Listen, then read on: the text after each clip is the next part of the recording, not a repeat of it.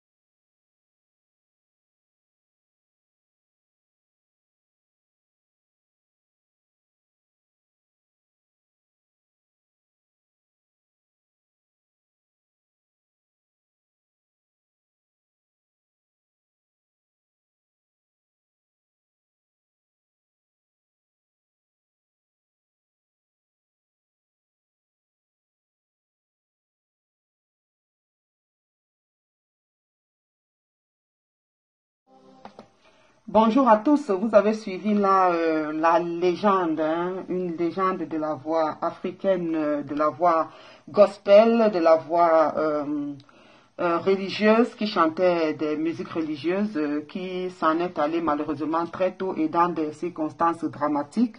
Après nous avoir composé et chanté de merveilleuses chansons comme Écou aimé et comme celle qui passait tout à l'heure appelée de Cry.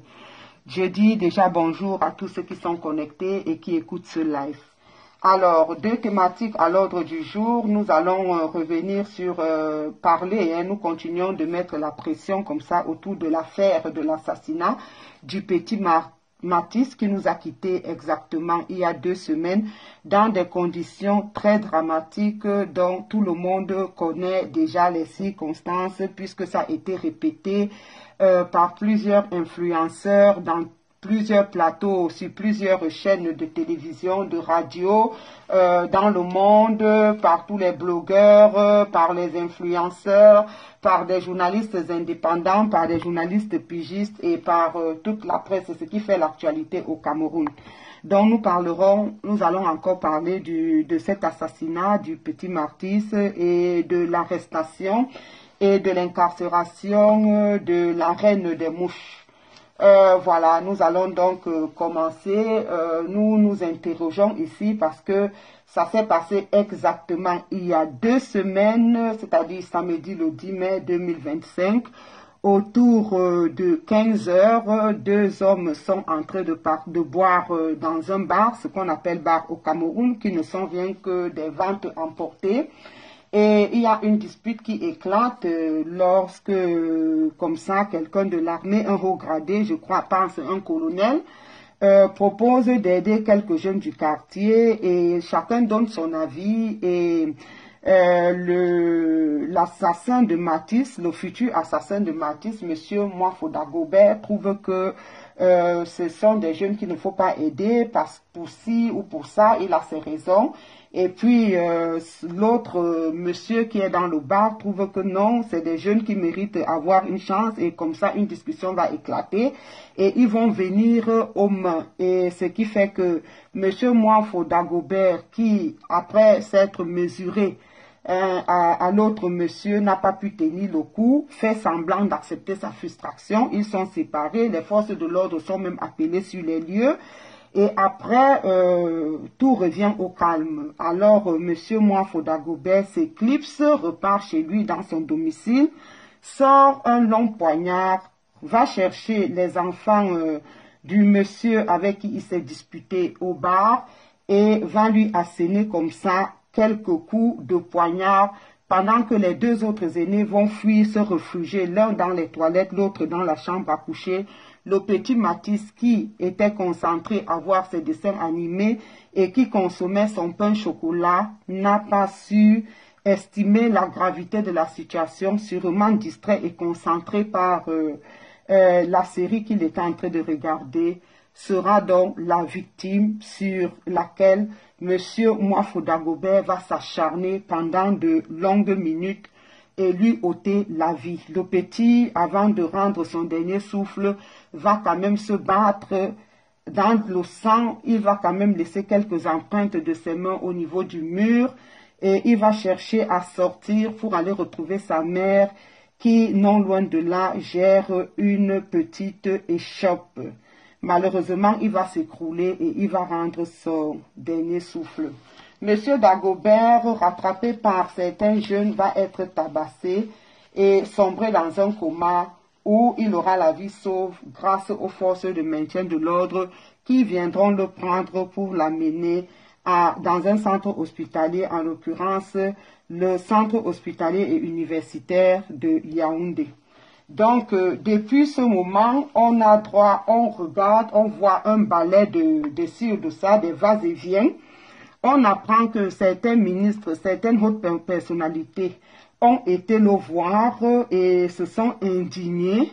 On ne sait pas trop pourquoi. Est-ce qu'il fallait forcément aller le voir alors que les médias, les réseaux sociaux nous avaient déjà donné son image. Et entre-temps, on ne voyait pas encore un grand balai de ces hautes personnalités auprès des victimes. On aurait dit que, bon, coucou à Emmanuel et Sola, on aurait dit que dans cette affaire, c'est monsieur Moafo qui serait la victime, alors que la victime reste bel et bien le petit Matisse et sa famille. Donc, nous nous posons juste des questions. Pourquoi est-ce que jusqu'à présent, monsieur Moafo est considéré comme un présumé assassin, alors qu'il y a des témoins vivants qui ont vu Moafo? Certaines personnes vont nous dire que oui, il est encore présumé assassin parce qu'il n'est pas lui-même passé aux aveux. Il plaide la carte de l'amnésie, c'est-à-dire il ne se rappelle de rien, il était sous l'emprise de l'alcool et autres. Donc, lui, n'ayant pas dit ouvertement que, oui, n'ayant pas avoué, il est considéré comme un présumé coupable. Mais il y a des témoins, puisque les 2 autres enfants qui se sont cachés l'ont vu entrer. Les 2 autres enfants l'ont entendu asséner des coups. Les 2 autres enfants ont entendu Matisse dire « Tonton, tu me fais mal. Tonton, tu m'as blessé. » Donc, je ne sais pas pourquoi est-ce que jusqu'à présent, on le considère comme un présumé coupable alors qu'on sait que c'est lui qui a assassiné le petit Matisse. Est-ce que ce ne sont pas là déjà des indices qui nous montrent que ce procès sera un procès truqué? Est-ce que ce procès n'est pas... Est-ce que cette histoire-là ne sera pas turlupinée? Est-ce que cette histoire-là ne sera pas manipulée pour lui trouver des circonstances atteignantes? Alors, après, nous continuons, nous allons nous rendre compte que jusqu'à présent, ce monsieur n'est pas encore descendu à Kondengui. Et ça cause problème. Et ce qui est grave, c'est que une semaine après les faits, après l'assassinat du petit Mathis, l'avocat que la famille avait contacté pour défendre leur cause auprès des tribunaux va arriver au tribunal et va trouver que on avait déjà fabriqué un autre avocat qu'on avait voulu présenter, qu'on aurait voulu présenter comme l'avocat de la famille. Et le monsieur va découvrir le poteau rose. Mais quelque temps après, le monsieur est aussi assassiné au couteau, exactement comme la victime qu'il devrait défendre. Ce n'est pas possible alors que ce monsieur effectuait un déplacement. En fait, il quittait Douala pour Yaoundé, où il allait peut-être représenter, juger une autre affaire. Il devait revenir. Ils sont stoppés en route et deux hommes encagoulés vont lui asséner à peu près 9 coups de poignard sous le regard impuissant de sa femme, avec qui il voyageait ce jour-là. Hein? Mais ça ne fait pas grand tapage. Nous n'entendons pas des gens relayer ça, nous n'entendons pas les gens parler de ça. Au contraire, on vient encore nous servir une autre histoire pour distraire même la vraie histoire.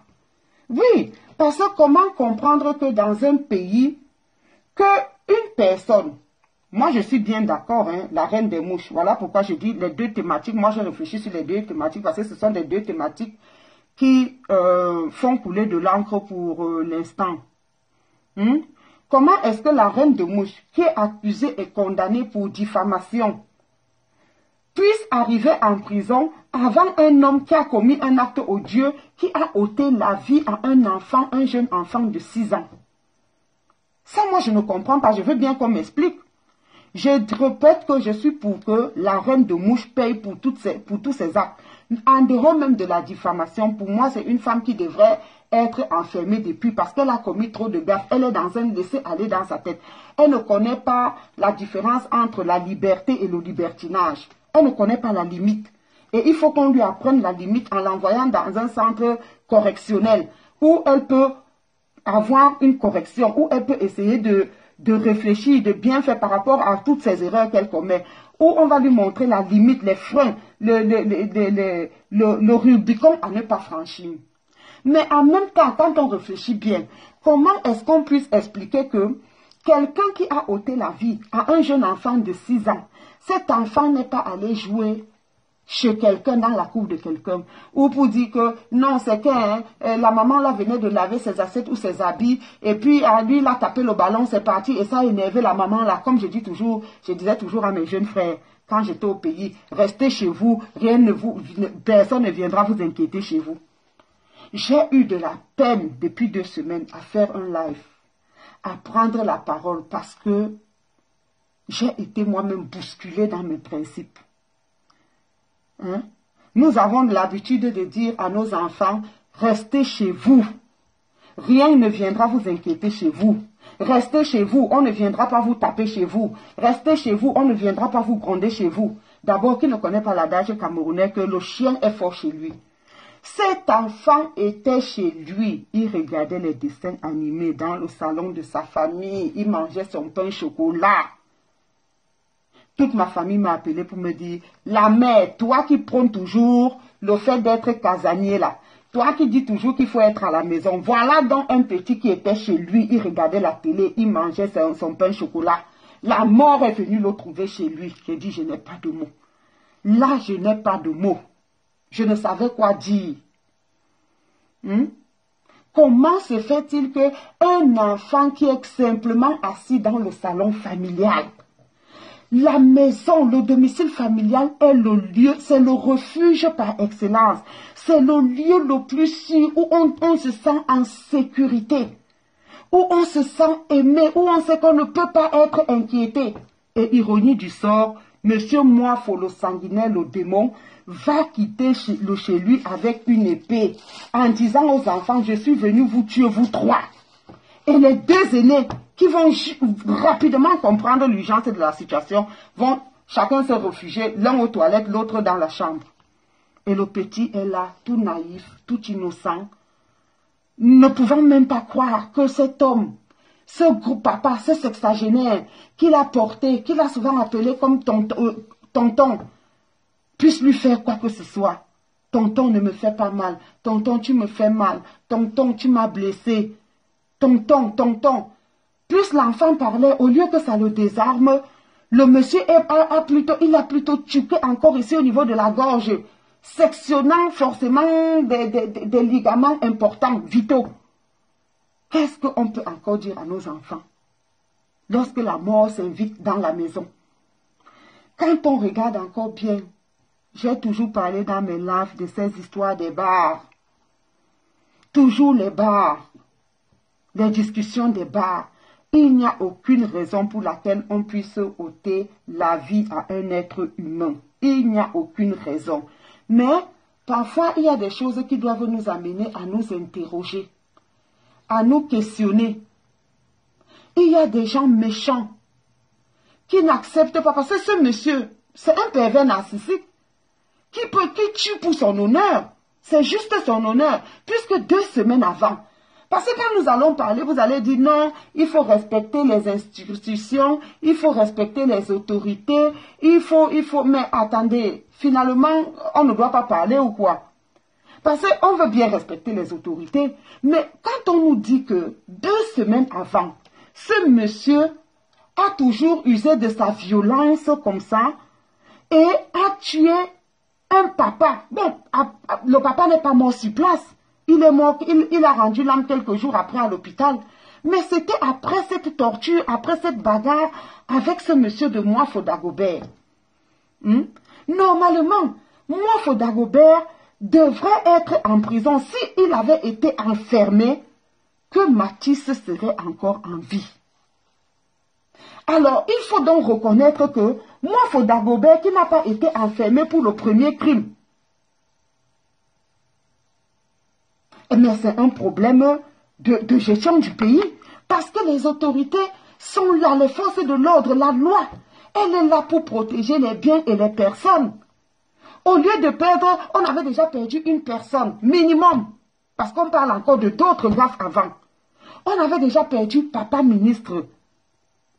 Normalement, on ne devrait plus perdre Mathis. Voilà même pourquoi est-ce que la prison s'appelle centre correctionnel. Si on avait enfermé ce monsieur, que Mathis serait encore en vie. On aurait pu au moins sauver la vie de Mathis. Alors, qui est chargé de réprimer, de réprimander, d'enfermer? C'est l'État. C'est l'État. Ça, c'est le devoir de l'État. De trier dans la société des gens qui dérangent et d'essayer de corriger leur comportement en les incarcérant, en leur faisant payer des amendes, en leur faisant faire des travaux, comment on appelle ça, communautaires et tout ça. Parfois, vous voyez des gens là en route balayer la rue. Ce sont des prisonniers qui sont en train de balayer la rue pour remplir leur peine, la peine qu'ils ont reçue. Hein? Donc, on veut bien respecter l'État, mais il faut que l'État aussi se respecte. Un État qui se respecte ne laisse pas un animal comme moi, Dagobert, en divagation. Voilà qu'il a dévoré en 2 semaines 2 personnes. Hein? Qui sait ce que le petit Mathis serait devenu? Qui sait ce que le petit Mathis serait devenu? Si on avait poignardé Samuel Eto'o à cet âge-là, que serait-il devenu? Si on avait poignardé Francine Ganou à cet âge-là, que serait-il devenu? Si on avait poignardé Paul Biya lui-même à cet âge-là, que serait-il devenu? Et jusqu'à présent, on nous dit non, il est au parquet, non, on l'a ramené à la brigade, non, il est encore au parquet, on dit que les compléments d'enquête, et il y a encore ceci qui manque à la... Qu'est-ce qui manque à l'enquête là? Les 2 frères l'ont vu entrer. Et ils ont fui, ils l'ont vu avec le couteau. Personne d'autre n'est entré dans cette maison avec un couteau. Il y a encore quoi à compléter là? Il y a encore quel complément d'enquête à apporter là? Hein? Mais c'est terrible. Moi, j'attends depuis qu'on me dise que ce monsieur est enfermé. Mais on nous parlait de complément d'enquête dans quoi? Parce qu'il y avait 10 personnes qui sont rentrées là-bas avec un poignard. Il n'y a pas 10 personnes dans ce quartier qui sont entrées dans cette maison ce même jour avec ce poignard. Il n'y a pas 150 personnes qui se sont querellées avec le père ou l'oncle de l'enfant ce jour-là. Il n'y a pas 10 personnes qui sont sorties de cette maison-là avec des taches de sang sur leurs vêtements. Qu'est-ce qu'on parle de complément d'enquête? On peut parler de complément d'enquête dans le cadre de la justice populaire. Si par exemple, M. Moifo, bonjour à Marie-Victoire Yetna, si par exemple, M. Moifo était décédé et qu'on fasse des enquêtes, là on va dire, bon, on ne sait pas qui l'a piétiné, qui l'a tapé, qui l'a atteint mortellement. Là, il y a confusion parce que dans le cadre de la justice populaire, c'est chacun qui donne son coup, qui tape, qui fait ci, qui fait ça. Là, il y a problème parce qu'il y a beaucoup de personnes, il faut maintenant tamiser qui a donné un coup raisonnable, qui a donné le coup fatal, qui a porté, qui a fait ci, qui a fait ça. Il faut rétablir les responsabilités. Mais dans ce cas-ci, une seule personne est rentrée dans ce domicile. Cette personne, nous la connaissons de visage, nous la connaissons de nom. Elle s'appelle Moifo Dagobert. Moifo Dagobert rentre avec le couteau, il dit ouvertement, il y a des témoins auditifs et oculaires qui sont les frères de l'enfant assassiné. Je suis venu vous tuer. Les aînés, voyant qu'il avait le couteau, l'une se réfugie dans les toilettes, l'autre dans la chambre. Le petit est pris au piège. En face de lui, ce costaud, il ne sait ni aller ni à droite. Il réalise trop tard, il ne peut pas se sauver.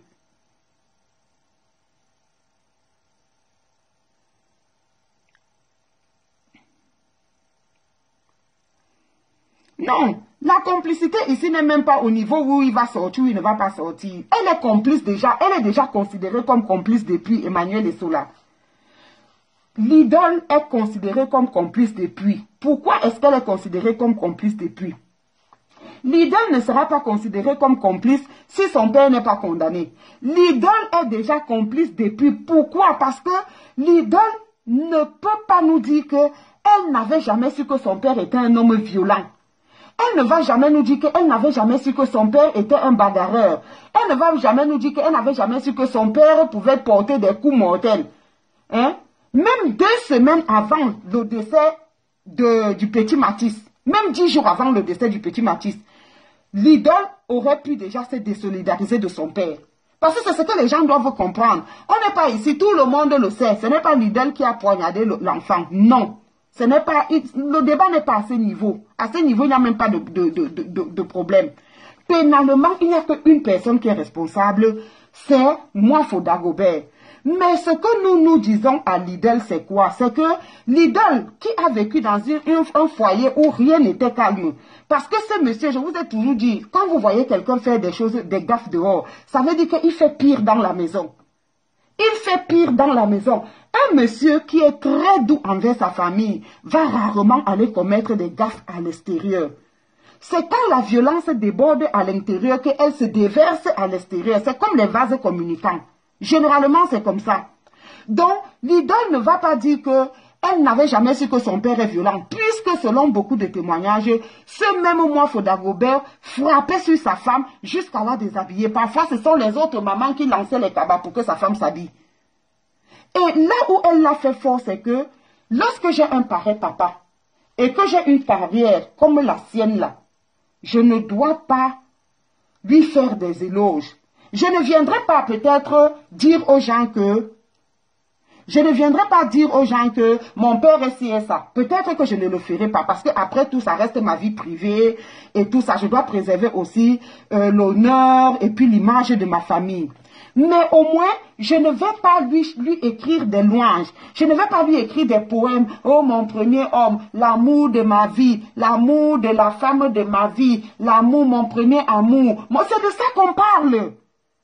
Parce que là, elle a voulu tromper les gens, mais elle se trompait elle-même.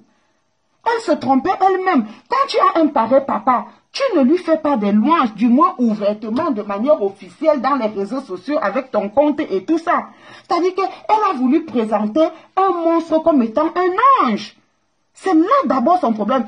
Et même quand il y a eu la bagarre et que quelques jours après, papa ministre est décédé, une autre fille, à partir de ce moment-là, même à partir de ce moment-là, elle pouvait se rattacher. Elle pouvait se rattraper. Elle pouvait se racheter. Elle pouvait dire que vraiment, mon père, machin, ceci, j'ai toujours cru que c'est ceci, mais aujourd'hui, machin, je me désolidarise de lui et tout, et tout, et tout. Non! Parce que lorsque vous ne le faites pas, je vous dis toujours ici, la vraie charité commence par sa famille. Ça veut d'abord dire l'amour, hein? Avant même le partage, c'est d'abord l'amour. Et qui aime bien, dit la vérité. Qui aime bien, châtie bien. Donc, même quand papa ministre est mort, une autre fille pouvait déjà prendre ses distances, faire des postes, même si ça devait être des postes codés.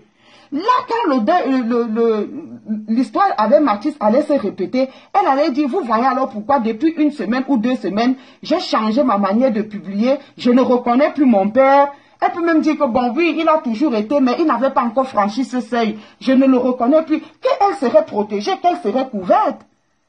C'est de ça qu'il s'agit. Donc, spirituellement, elle est responsable. Moralement, elle est responsable.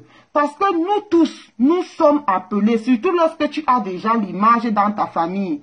Parce qu'elle s'appelle de son nom d'artiste l'idole. Mais elle a un nom de famille.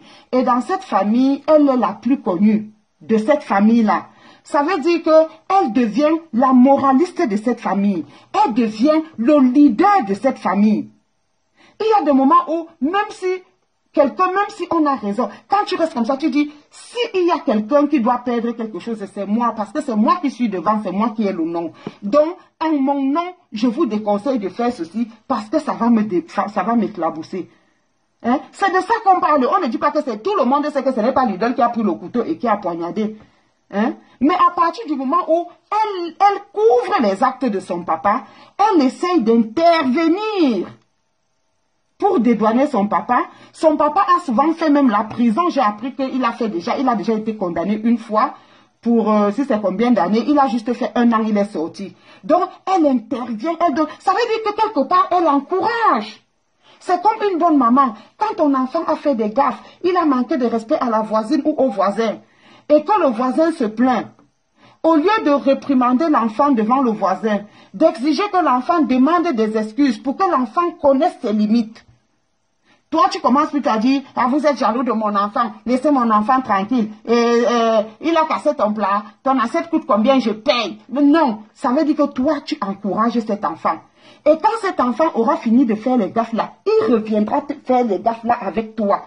C'est pour ça qu'on dit aussi dans un adage que lorsque tu aiguises un couteau, tu l'aiguises d'abord contre toi, tu n'aiguises pas ça contre les gens. Parce que ce couteau-là, l'idole a participé à l'aiguiser tant que c'était chez les autres. Aujourd'hui qu'elle voit que ça va nuire à sa carrière, il est temps maintenant, elle va se remettre en question. Parce que ce couteau-là va elle-même la poignarder, ou bien l'a même déjà poignardé. Sa carrière ne sera plus jamais la même. C'est seulement parce que nous les Camerounais, nous sommes ce que nous sommes. Nous aimons l'indignation sélective et nous aimons le la. C'est-à-dire que nous nous indignons maintenant, mais demain quand elle sera en concert, nous serons encore les mêmes qui allons acheter les billets pour aller à ces concerts. Hein? Au niveau du Cameroun, le salaire minimum est à combien? Ou c'est 35 000 ou c'est 37 000. Mais voilà une personne qui fait des concerts de 50 000 et les Camerounais trouvent de l'argent pour y aller. Donc c'est de ça qu'il s'agit. C'est de ça qu'il s'agit. Il ne s'agit pas, coucou au général Mawiba, il ne s'agit pas d'autre chose. Il s'agit ici de savoir se démarquer. Lorsque quelqu'un commence à commettre des gaffes qui peuvent nous... Je dis que même entre frères et sœurs, moi tu es mon frère, tu commences à faire certaines choses que je coupe les ponts et c'est sans remords, c'est sans regret. Hein? Parce que si j'essaye de te parler et que tu n'écoutes pas, j'essaye de tout faire, tu n'écoutes pas, à un certain moment, je suis obligée de couper les ponts avec toi. Oui. Parce que sinon, non seulement tu risques de m'éclabousser, mais tu risques même de me convertir.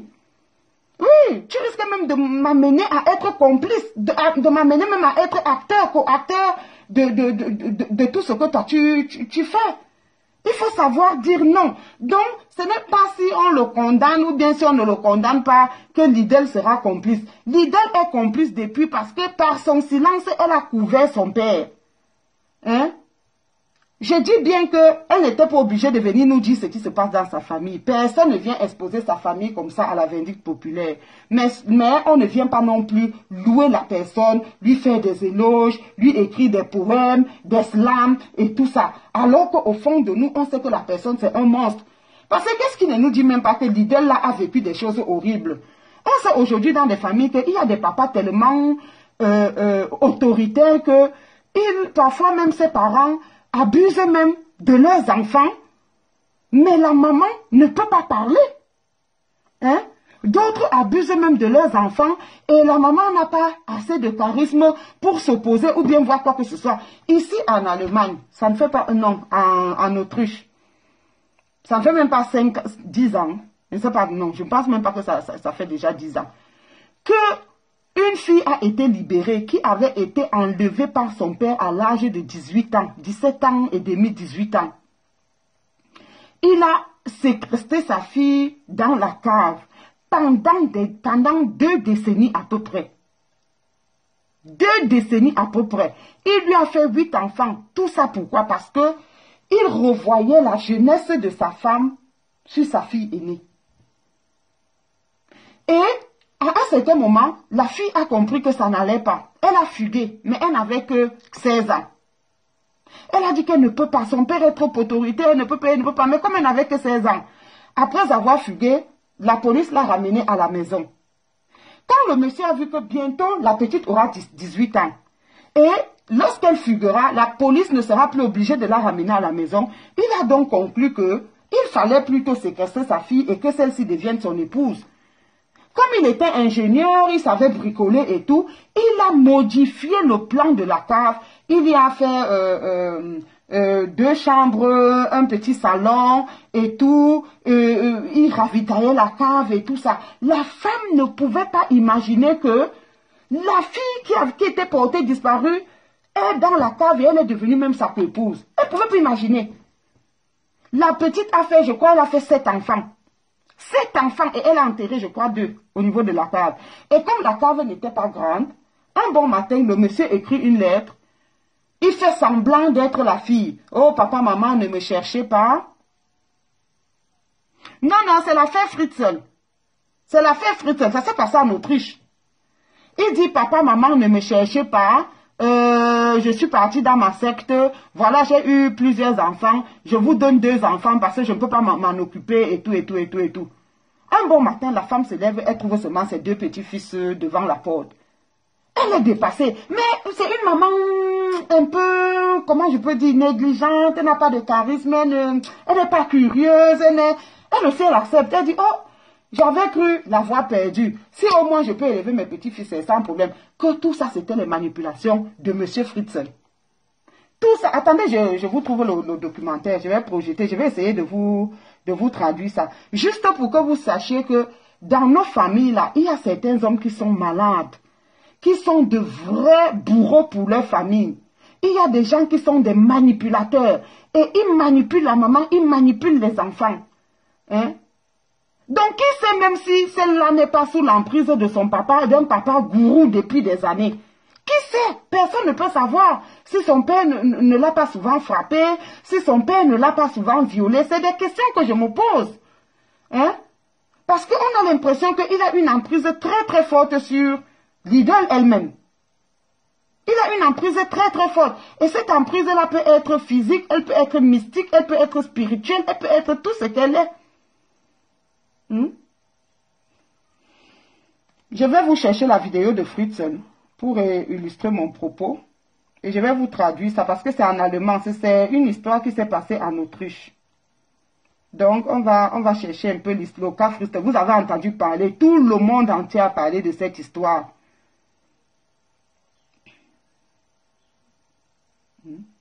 Il y a eu aussi le cas Natacha Kampusch. Bon, Natacha Kampusch, elle avait été enlevée par quelqu'un d'autre. Mais là, c'est le papa qui enlève sa propre fille et qui en fait son épouse.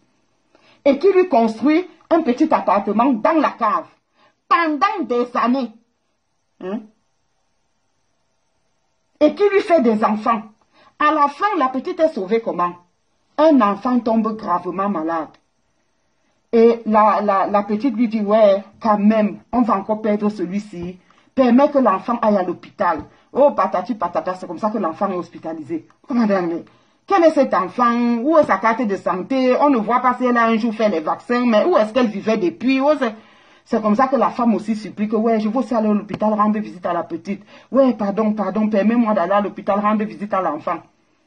Elle arrive donc à l'hôpital et elle profite de sa présence à l'hôpital pour dire, je suis telle que vous recherchez depuis plus de 18 ans. Mon père m'avait caché dans la cave, il m'a fait 7 enfants. Une histoire terrible. Attendez, j'essaie de retrouver la vidéo, je vais vous montrer ça.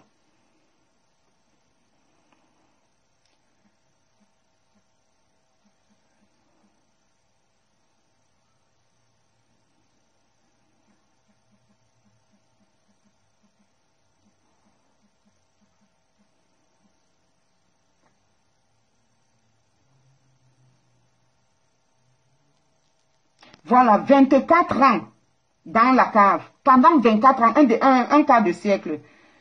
Un instant, hein, la publicité, j'ai retrouvé le documentaire. C'est partout. Il s'appelle Fritzl. F-R-I-Z-I-T-Z-L. F-R-I-T-Z-L. Joseph Fritzl. Dass die 6 Kinder eindeutig als leiblichen Vater den 73-jährigen Josef Fritzl haben. Gehen wir jedoch ein Jahr zurück.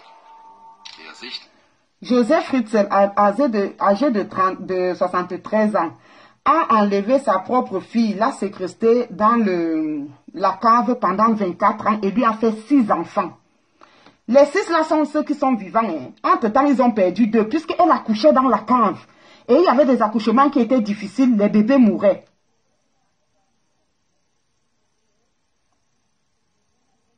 Oui, mais apparemment, c'est des ragots, Tout ça, c'est des histoires pour montrer que la famille est corruptible. La famille n'a jamais rien reçu.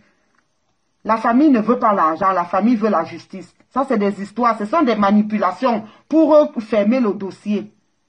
Nervöse, damals 73-jährige Mann, eilte ins Krankenhaus Amstetten, begleitet von einer jungen Frau, die vom Krankenhauspersonal zunächst für seine Tochter gehalten wurde. Doch als sie seine vermeintliche Tochter näher untersuchten, wir schreiben den 16. März 2009 am Landesgericht St. Pölten in Österreich. Josef Fritzl. Là, nous sommes le 16 mars 2009. Voilà, donc c'est une histoire, oh, ça fait quand même un peu longtemps. 16 mars 2009, suivez bien. Le monsieur arrive à l'hôpital accompagné d'une jeune fille. Tout le monde pense qu'il s'agit d'un monsieur qui est venu à l'hôpital avec sa fille biologique. Ce n'est qu'après quelques questions que le personnel de l'hôpital va se rendre compte que, en réalité, elle est plutôt une jeune femme qui est mère d'enfants de ce dernier. Bref, suivons. Wird geradezu lebenslanger Haft verurteilt. Das Ergebnis seit wenigen Stunden heißt, dass die 6 Kinder eindeutig als leiblichen Vater den 73-jährigen Josef Fritzl haben. Gehen wir jedoch ein Jahr zurück.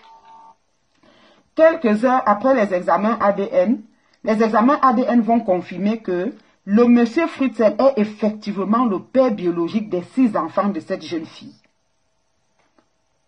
Der sichtlich nervöse, damals 73-jährige Mann eilte ins Krankenhaus Amstetten, begleitet von einer jungen Frau, die vom Krankenhauspersonal zunächst für seine Tochter gehalten wurde. Doch als sie seine vermeintliche Tochter näher untersuchten, kam Entsetzen über ihren körperlichen Zustand auf. Ihre Haut blass und die wenigen Zähne, die sie noch hatte, verfault und teils ausgefallen. Der Schock wurde noch größer, als sie erfuhren, dass die junge Frau nicht seine Tochter, sondern seine 19-jährige Enkelin war. Doch das, was sie bisher gesehen hatten, war nichts im Vergleich zu dem, was sie in wenigen Minuten... Quand le monsieur arrive avec la jeune fille de 19 ans, la jeune fille de 19 ans est très malade. Elle est très malade, elle a la peau moite, donc sûrement elle avait des problèmes d'anémie, les dents tombent, donc ses dents tombaient comme les dents d'un nonagénaire. Et les gens se posent donc la question, mais où était-elle depuis? Pourquoi on ne la revoit pas, on ne la voit pas dans le système de santé de l'Autriche? Et c'est après qu'on va se rendre compte que non, il s'agit là plutôt de sa petite fille. Donc, de l'enfant de son enfant, qui est en réalité son enfant. C'est sa fille biologique, mais c'est aussi sa petite fille parce que c'est l'enfant de son enfant. Herausfinden würden. In den Worten des Opfers, niemand wird mir glauben. Josef Fritzl wurde am 9. April 1935 in Amstetten, Niederösterreich, als Einzelkind geboren. Seine Eltern waren Maria und Josef Fritzl Senior. Sein Vater war stark alkoholabhängig und verließ die Familie, als Josef gerade einmal 4 Jahre alt war. Damit blieb er bei seiner Mutter, die ihn alleine großzog. Josef Fritzl Senior starb schließlich während des Zweiten Weltkriegs, als er für die Armee des nationalsozialistischen Deutschlands kämpfte. Sein Name ist auf einer Gedenktafel im Zentrum Amstettens graviert. Im Jahr 1956 heiratete der 21-jährige Fritzl. Bon, je vous traduis juste l'essentiel. Hein. Le monsieur avait un papa, donc le papa c'est monsieur Joseph Fritzl. Il avait un papa qui était alcoolique. Et lorsque il a 4 ans, le papa les abandonne et lui, il est élevé par sa maman. Plus tard, le papa va s'engager soit pour l'armée et il va soit mourir au front, un truc comme ça. Donc ça, c'est d'abord un monsieur, parce que c'est comme ça que les Blancs, ils font les enquêtes ici. Normalement, depuis qu'il y a eu ce problème d'assassinat de Mathis là, parce que beaucoup de gens mettent meurtre. Non, ce n'est pas un meurtre, c'est un assassinat. Parce que le meurtre, c'est quelque chose de spontané. Par exemple, toi et moi, on se querelle. On n'avait pas prévu se quereller il y a une semaine. On n'a pas prévu ce matin-là se quereller. Et pendant qu'on lutte, je donne un coup, tu meurs. Là, c'est un meurtre. Et c'est un homicide involontaire. Mais là, il est parti chercher le couteau. Ça veut dire qu'il a planifié au moment où ils étaient assis. Quand il a senti que le père ou l'oncle de Mathis est plus fort que lui, il a planifié l'assassinat. Il est allé s'armer. Parce que le couteau, ça fait partie des armes blanches. Ou bien le poignard. Il s'est armé et quand il est venu, il a dit, je suis venu vous tuer, je veux 3. Donc là, c'est l'assassinat, parce qu'il a planifié. Hein? Donc, on suit. Voilà comment les Blancs font les enquêtes. Hein? Normalement, au lieu de nous dire, il est au parquet, on cherche les compléments, on fait les ceci, l'idole même devait être interrogé. La maman de Lidl devait être interrogée. On devrait savoir, on devrait chercher à savoir dans quelles conditions ce monsieur Moafo Dagobert a grandi. Est-ce qu'il était épanoui? Est-ce qu'il a eu un papa qui était exemplaire? Parce qu'on doit chercher à comprendre son acte. Et on ne peut chercher, on ne peut comprendre son acte que si on fouille, on entre vraiment dans l'ADN de sa famille. Ça veut dire qu'on essaie de voir, est-ce qu'il était épanoui enfant? Est-ce que quelque chose lui a manqué? Est-ce qu'il lui a manqué la discipline? Parce qu'apparemment, c'est quelqu'un qui ne connaît pas la limite. Ça veut dire que quelque part, il lui a manqué la structure, la discipline, le ceci. C'est ces enquêtes-là qu'on devrait faire. C'est ces enquêtes-là qu'on devrait faire. Qui était son père? Qui était sa mère? Est-ce que, dans quelles conditions il a grandi? Est-ce que machin, parce que beaucoup de gens qui font parfois des gaffes, c'est parce qu'il leur a manqué à un certain moment une figure paternelle à la maison. Il leur a manqué une figure maternelle à la maison. Ils ont grandi dans un laisser-aller, dans un désordre où ils ne savent pas trier. Et plus tard, il ne peut pas faire la différence entre son épouse et sa fille. Je ne suis pas psychologue, mais c'est comme ça que ça se passe. Voilà un monsieur qui a enlevé sa propre fille pendant 24 ans, l'a logée dans la cave et lui a fait des enfants. Mais on te dit qu'on va voir qui est son père, qui est son grand-père, jusqu'à déceler pour faire quoi? Pour à l'avenir prévenir certaines situations. Voilà pourquoi certains enfants sont placés dans des familles d'accueil lorsque dans la famille biologique ça ne va pas. Ou bien lorsqu'on constate que dans la famille biologique il y a des choses qui ne tournent pas rond. Pourquoi? Parce qu'on ne voudrait pas que cet enfant-là ait des manquements et devienne un poison demain pour la société.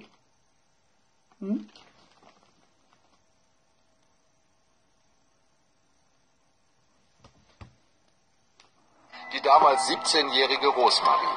Zu dieser Zeit war Josef als angesehener Elektroingenieur bekannt. Doch etwa 10 Jahre nach ihrer Hochzeit im Jahr... Il est électro-ingénieur et il se marie à l'époque à une femme qui est âgée de 17 ans. Et il va enlever sa fille exactement à cet âge-là. Pourquoi? Parce qu'il va confondre maintenant sa fille à sa femme lorsqu'il a rencontré son épouse. Donc il oublie que ça c'est le fruit, ça c'est mon sang, hein? Ça c'est ma chair. Il va voir maintenant en sa fille, sa femme, à l'âge de 17 ans. Et il va décider d'en faire son épouse. An 1967 kamen erste Hinweise auf Josefs abweichendes Verhalten ans Licht. Er brach in das Haus einer 24-jährigen Krankenschwester ein, bedrohte sie mit einem Messer und vergewaltigte sie. Dafür wurde er verhaftet. Un jour, il a fait venir une infirmière de 24 ans chez lui, sous prétexte que quelqu'un dans la famille était malade et qu'ils avaient besoin des soins infirmiers. Quand l'infirmière arrive chez lui, il la ligote et puis il la viole. Il avait été condamné, mais après il était sorti. Donc il avait purgé sa peine, il est sorti. Déjà ça c'est un truc qui avait fait tic.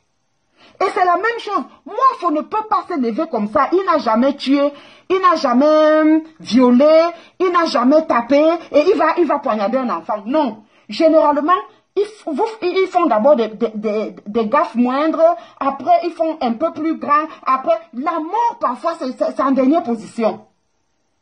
Donc ce mois-là a forcément souvent tabassé. Ce mois-là a forcément violé. Ça ne se passe jamais. Suivons. Und verbrachte 12 Monate seiner 18-monatigen Haftstrafe im Gefängnis, bevor er entlassen wurde. Zusätzlich wurde... Bon, il avait été condamné à 18 mois d'emprisonnement ferme. Mais après 12 mois, comme il se comportait bien, il a été libéré. Donc normalement, à partir de là, les services secrets devraient le surveiller. On devrait le contrôler. Als verdächtig. Du möchtest wissen, wo die Immobilienpreise gerade fallen, wo sie vielleicht gleich bleiben? Wir schreiben den 16. März 2009 am Landesgericht ihr viertes Kind namens Elisabeth, nachdem sie bereits 2 Töchter und einen Sohn hatten. Elisabeths Kindheit war alles andere als einfach. Josefs schlechtes Verhalten prägte den Alltag der Familie und es kam häufig zu Streitigkeiten zwischen ihm und Elisabeth, die oft in Gewalt endeten. Die Misshandlungen beschränkten sich nicht nur auf Elisabeth. Josef war gegenüber seiner Frau und allen Kindern gewalttätig. Elisabeth wurde besonders... Il tapait sa femme, il tapait ses enfants. Il avait un comportement belliqueux envers tous ses enfants et violent. Y compris la femme et les enfants, il terrorisait tout le monde dans la famille. Geschlagen, da sie eine der wenigen war, die sich ihrem autoritären Vater widersetzte. Neben der körperlichen Gewalt, die Josef gegenüber Elisabeth und ihren Geschwistern ausübte, begann er, Elisabeth ab ihrem 11. Lebensjahr sexuell zu misshandeln. Nachdem sie mit 15 Jahren ihre Schule... À partir de 11 ans, son père a commencé à la violer. Il a commencé à abuser d'elle sexuellement. À partir de l'âge de 11 ans. Elle était la seule qui disait non à son père. Et à l'âge de 15 ans, elle n'en pouvait plus. Elle va faire une fugue. Elle va raconter des trucs, mais la police ne va pas la croire. On va la ramener dans la maison de son père. Ausbildung abgeschlossen hatte, begann Elisabeth eine Ausbildung zur Kellnerin. Doch bevor sie diese beenden konnte, entschied sie, dass sie genug vom Missbrauch zu Hause erlitten hatte. Im Januar 1983 lief sie gemeinsam mit einer Kollegin von zu Hause weg nach Wien. Die Polizei fand sie innerhalb von 3 Wochen und brachte sie zu ihren Eltern zurück. Nach ihrer Rückkehr setzte Elisabeth... À un certain moment, la petite dit j'en ai marre. Elle avait commencé une formation pour être serveuse. Vous savez qu'ici, en Europe, même pour balayer le sol quelque part, il faut faire la formation. Et maintenant, elle n'en pouvait plus, vu ce qu'elle vivait à la maison. Elle a donc décidé de partir de la maison. Elle est allée s'installer à Vienne. Et la police, le monsieur est allé porter plainte pour disparition inquiétante. La police a travaillé pendant 3 semaines, ramené la fille, retrouvé la fille et l'a ramenée chez ses parents, puisqu'elle était mineure. Elisabeth ihre Ausbildung fort und erhielt schließlich ein Jobangebot in der nahegelegenen Stadt Linz. Elisabeth hoffte, dass sich ihr Leben endlich zum Besseren wenden würde. Leider sollte es anders kommen. Alors, quand même, elle revient chez ses parents, elle finit sa formation, elle commence à travailler pas non loin de la maison et elle espère que, entre-temps, son père a appris de quelque chose puisqu'elle a fait une fugue. Elle a été ramenée, bon, peut-être que son père ne va plus la violer, peut-être qu'elle aura sa paix maintenant. Non, non, non, son père, lui, il a d'autres plans. Parce que maintenant, il voit que bientôt, elle aura 18 ans. Et quand elle aura 18 ans, elle aura le droit d'aller là où elle veut sans qu'on ne puisse la ramener de force. Donc, lui, il décide plutôt d'anticiper et de passer à l'action.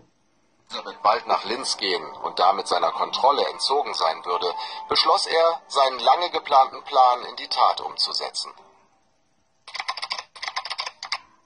Am 28. August 1984, kurz nach Elisabeths 18. Geburtstag, lockte Josef sie in den Keller des Familienhauses, in dem 1984, juste quelques mois avant son 18e anniversaire, le monsieur décide que sa fille n'échappera pas à son contrôle.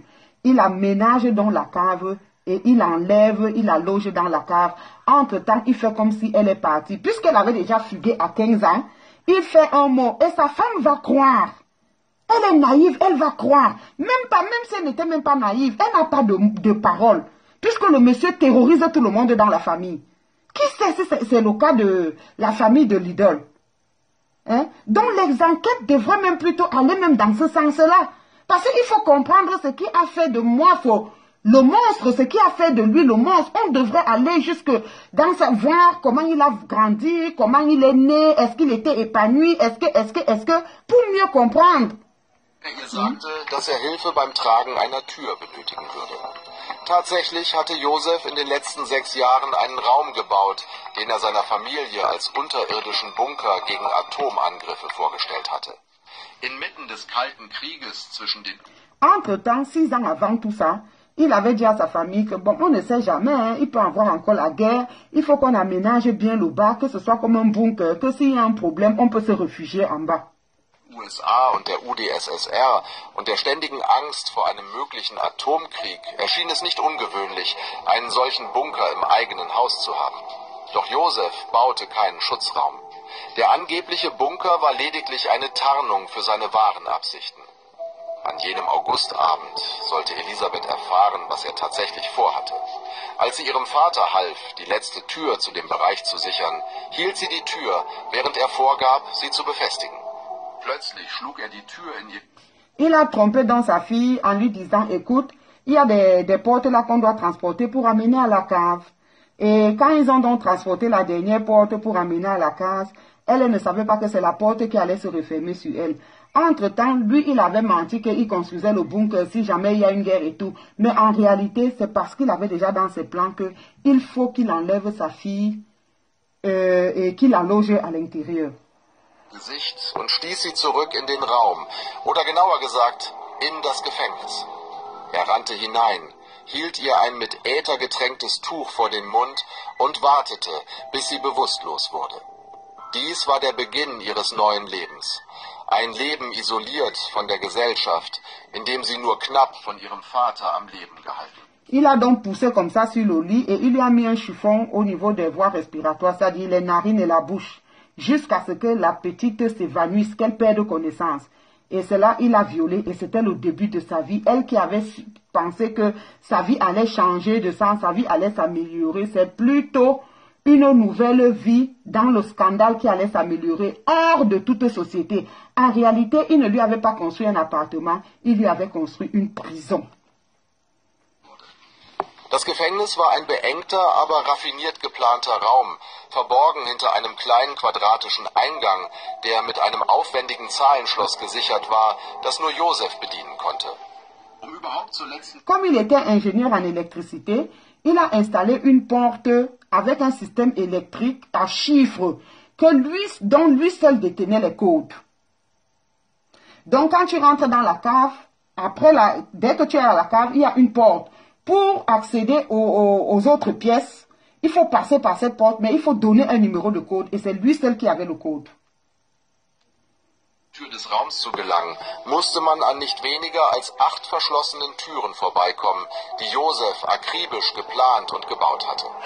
Nach Elisabeths Verschwinden. Et après cette porte-là, Pour arriver là où la fille était, il fallait déverrouiller encore 8 autres portes.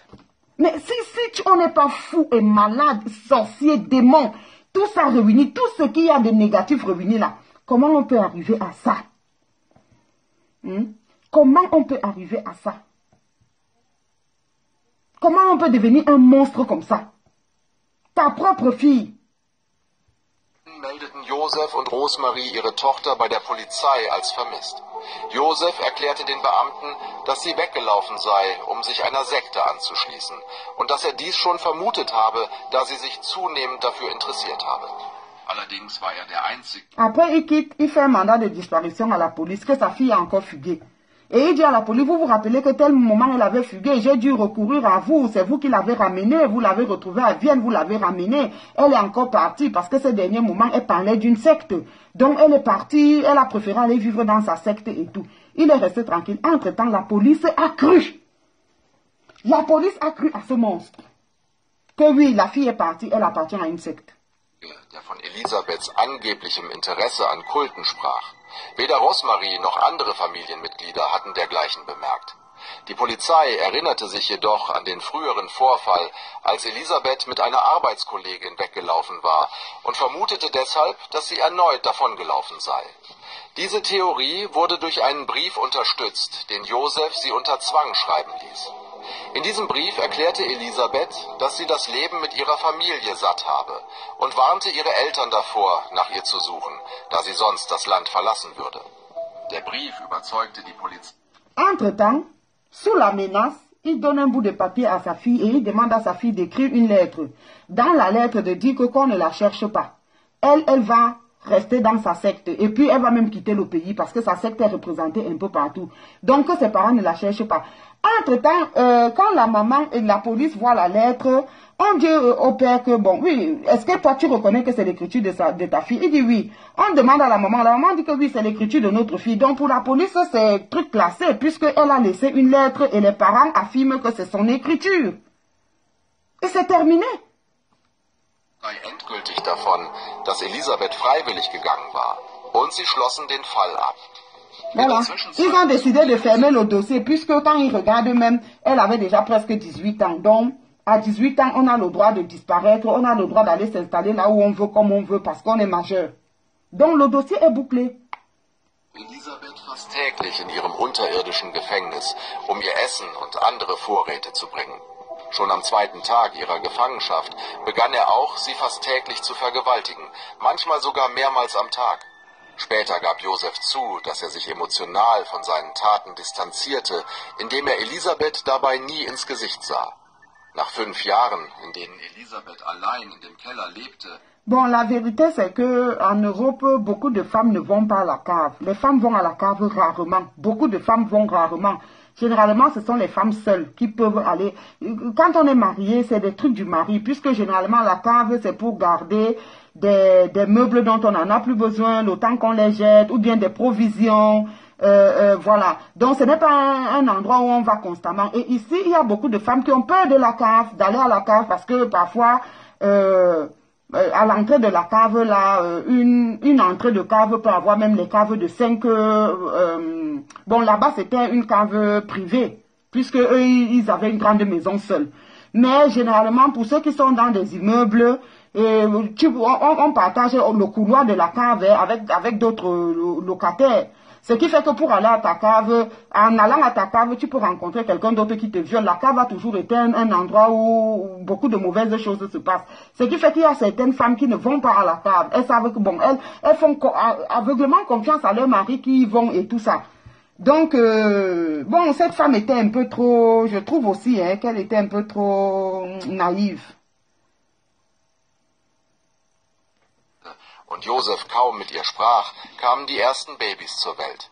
Für Elisabeth war es zunächst erschreckend, ein Baby im Keller zu haben, aber sie gaben ihr auch dringend benötigte Gesellschaft und einen Lebenssinn, nachdem sie jahrelang mit Selbstmordgedanken gekämpft hatte.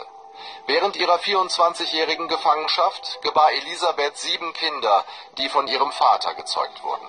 Aus einem noch ungeklärten Pendant les 24 ans là, son papa la violait presque tous les jours et elle a eu 7 enfants avec son papa. 7. Grund wählte Josef 3 dieser Kinder aus, offen mit ihm, seiner Frau und dem Rest der Familie im Haus zu leben. Dies erreichte er. À un certain moment, il a enlevé 3 de ses enfants pour les amener en haut. En fait, la femme se lève un matin, elle trouve un mot comme d'habitude. Papa, maman, voilà, moi je m'épanouis dans ma secte, hein, mais voilà vos 3 petits-fils, comme je vous ai raconté tout à l'heure. Donc c'était 3. En fait, le monsieur a fait ça par stratégie, parce que la cave n'avait que 3 pièces, un petit salon et 2 petites chambres. Donc, 7 enfants plus la maman, ça faisait 8 personnes, c'était un peu trop. Donc, à un certain moment, il a choisi 3 qui devaient monter, et puis les autres sont restés dans la cave. Verschiedenen Zeitpunkten auf der Veranda des Familienhauses ablegte, Donc voilà, zusammen mit avec ses weiteren petits-fils. Briefen, die Elisabeth unter Zwang schreiben ließ. In den Briefen erklärte sie, dass sie die Kinder bei ihren Eltern abliefere, weil sie nicht in der Lage sei, sich um sie zu kümmern. Von den 4 Kindern, die... Comme d'habitude, le même mode opératoire, il dit à la petite, écris une lettre que tu ne peux pas garder les enfants et que tu donnes les enfants à tes parents et tout et tout. Et avec cette lettre-là, il va maintenant aller au niveau des mairies et on va établir les actes de naissance aux enfants et on va leur attribuer les enfants. On va leur attribuer les enfants. Gezwungen waren, mit Elisabeth im Keller zu leben, wurde eines mit Atemproblemen geboren und starb kurz nach der Geburt. Die anderen 3... Il y a un enfant qui est né avec une faiblesse respiratoire et qui, quelque temps après la naissance, est décédé. Stefan und Felix blieben bei Elisabeth in dem Verlies. Elisabeth erhielt keinerlei medizinische Hilfe und musste alle 7 Kinder ohne Unterstützung im Keller zur Welt bringen. Zur Vorbereitung stellte Josef ihr Desinfektionsmittel, eine schmutzige Schere und ein Buch über Geburtshilfe aus den 1960er Jahren zur Verfügung. Als Michael, das Kind mit den Tous ces accouchements, elle n'a jamais eu une aide médicale ou une assistance médicale. Tout ce qu'il faisait, c'est qu'il avait acheté un vieux livre sur les accouchements naturels et puis il lui avait déposé une vieille paire de ciseaux et des vieux instruments, donc juste du matériel précaire pour couper le cordon ombilical et c'est tout. Atemproblem starb, verbrannte Josef seinen Körper im Ofen. Sozialarbeiter wurden mehrfach zu ihrem Haus gerufen, da die Kinder... Comme l'enfant qui était né avec la faiblesse respiratoire était décédé, le monsieur l'a brûlé dans la cheminée. Puisqu'il fallait faire disparaître le corps, il ne peut pas mener le corps à la morgue, il ne peut pas faire signaler le décès. Donc, il décide comme ça de faire brûler. Et jusque-là, la femme même ne se rend pas compte. Tellement il a de l'emprise sur la famille que interdisant même de se poser des questions. Angeblich vor der Tür abgesetzt wurden und Josef überzeugte sie jedes Mal von seiner Geschichte. Es gab jedoch mehrere Anzeichen, dass etwas nicht stimmte. Als das zweite Kind auf der Türschwelle der Fritzels... Donc le reporter, le journaliste même dit que vraiment il y avait quand même beaucoup d'indices qui prouvaient que quelque chose n'allait pas dans cette famille. Il y avait quand même beaucoup d'indices. Comment on peut brûler, même si c'est le corps d'un bébé, sans qu'une personne s'en aperçoive que l'odeur, si n'est pas l'odeur du bois normal. Qu'est-ce qu'on a mis ici dans cette cheminée? Pourquoi ça sent comme ça? Rien. War es Rosemarie Fritzl, die das Kind entdeckte.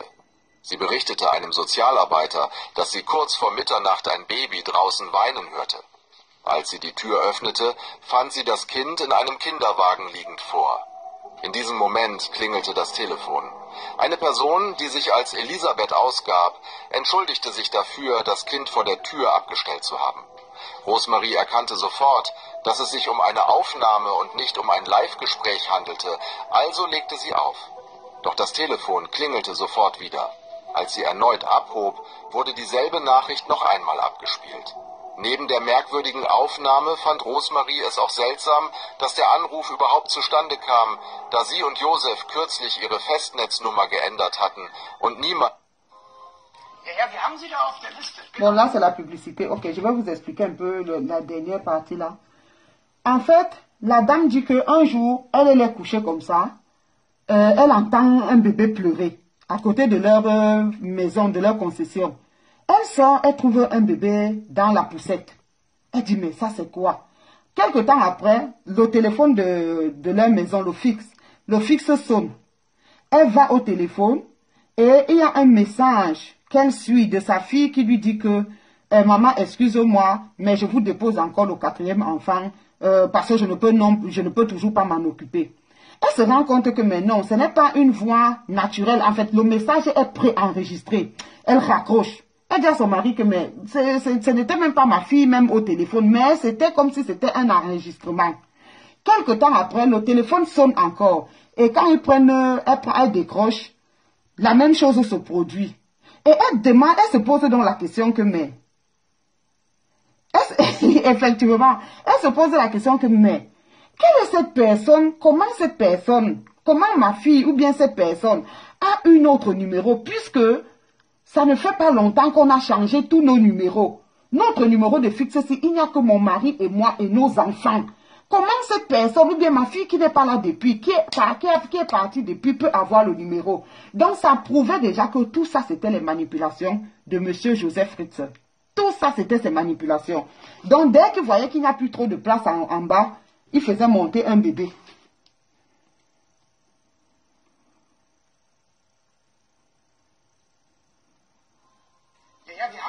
Ça, c'est la publicité.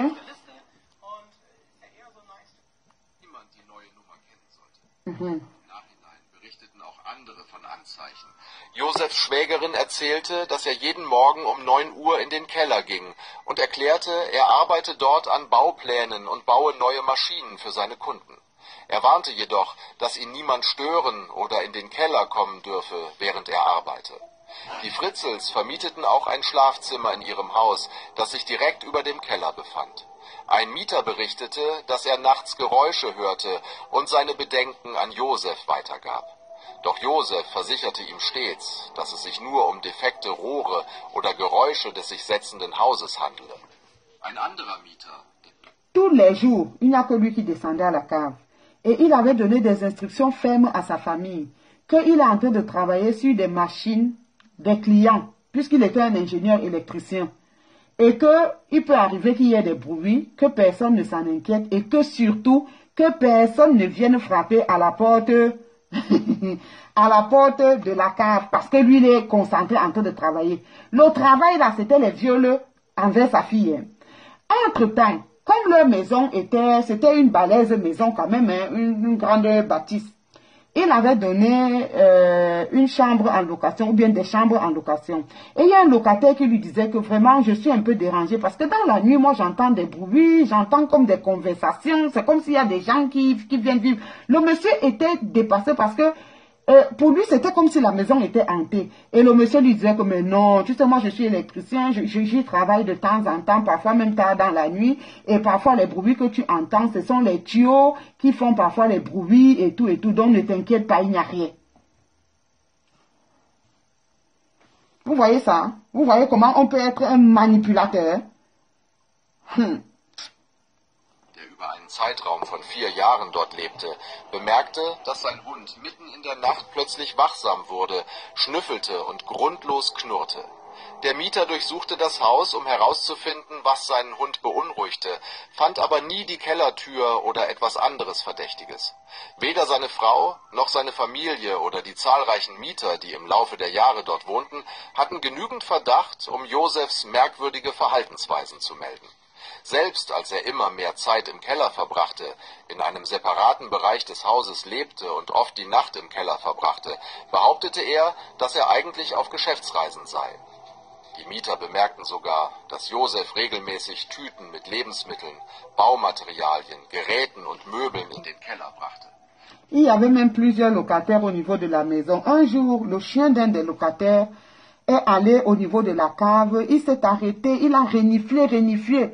Et son maître se demandait, mais pourquoi est-ce que mon chien n'est pas tranquille? Pourquoi est-ce qu'il agit comme ça? Il y a quelque chose. Mais lui, il n'a rien vu. Il n'a même pas vu la porte qui amenait vraiment à la cave. Il s'est juste arrêté comme ça à l'entrée. Et les autres locataires disaient que, mais il y avait des moments où M. Fritz mentait qu'il partait en congé, mais il restait longtemps dans la cave. Et que beaucoup de locataires avaient constaté que il sortait souvent de là avec des plastiques et parfois il rentrait dans la cave avec des provisions.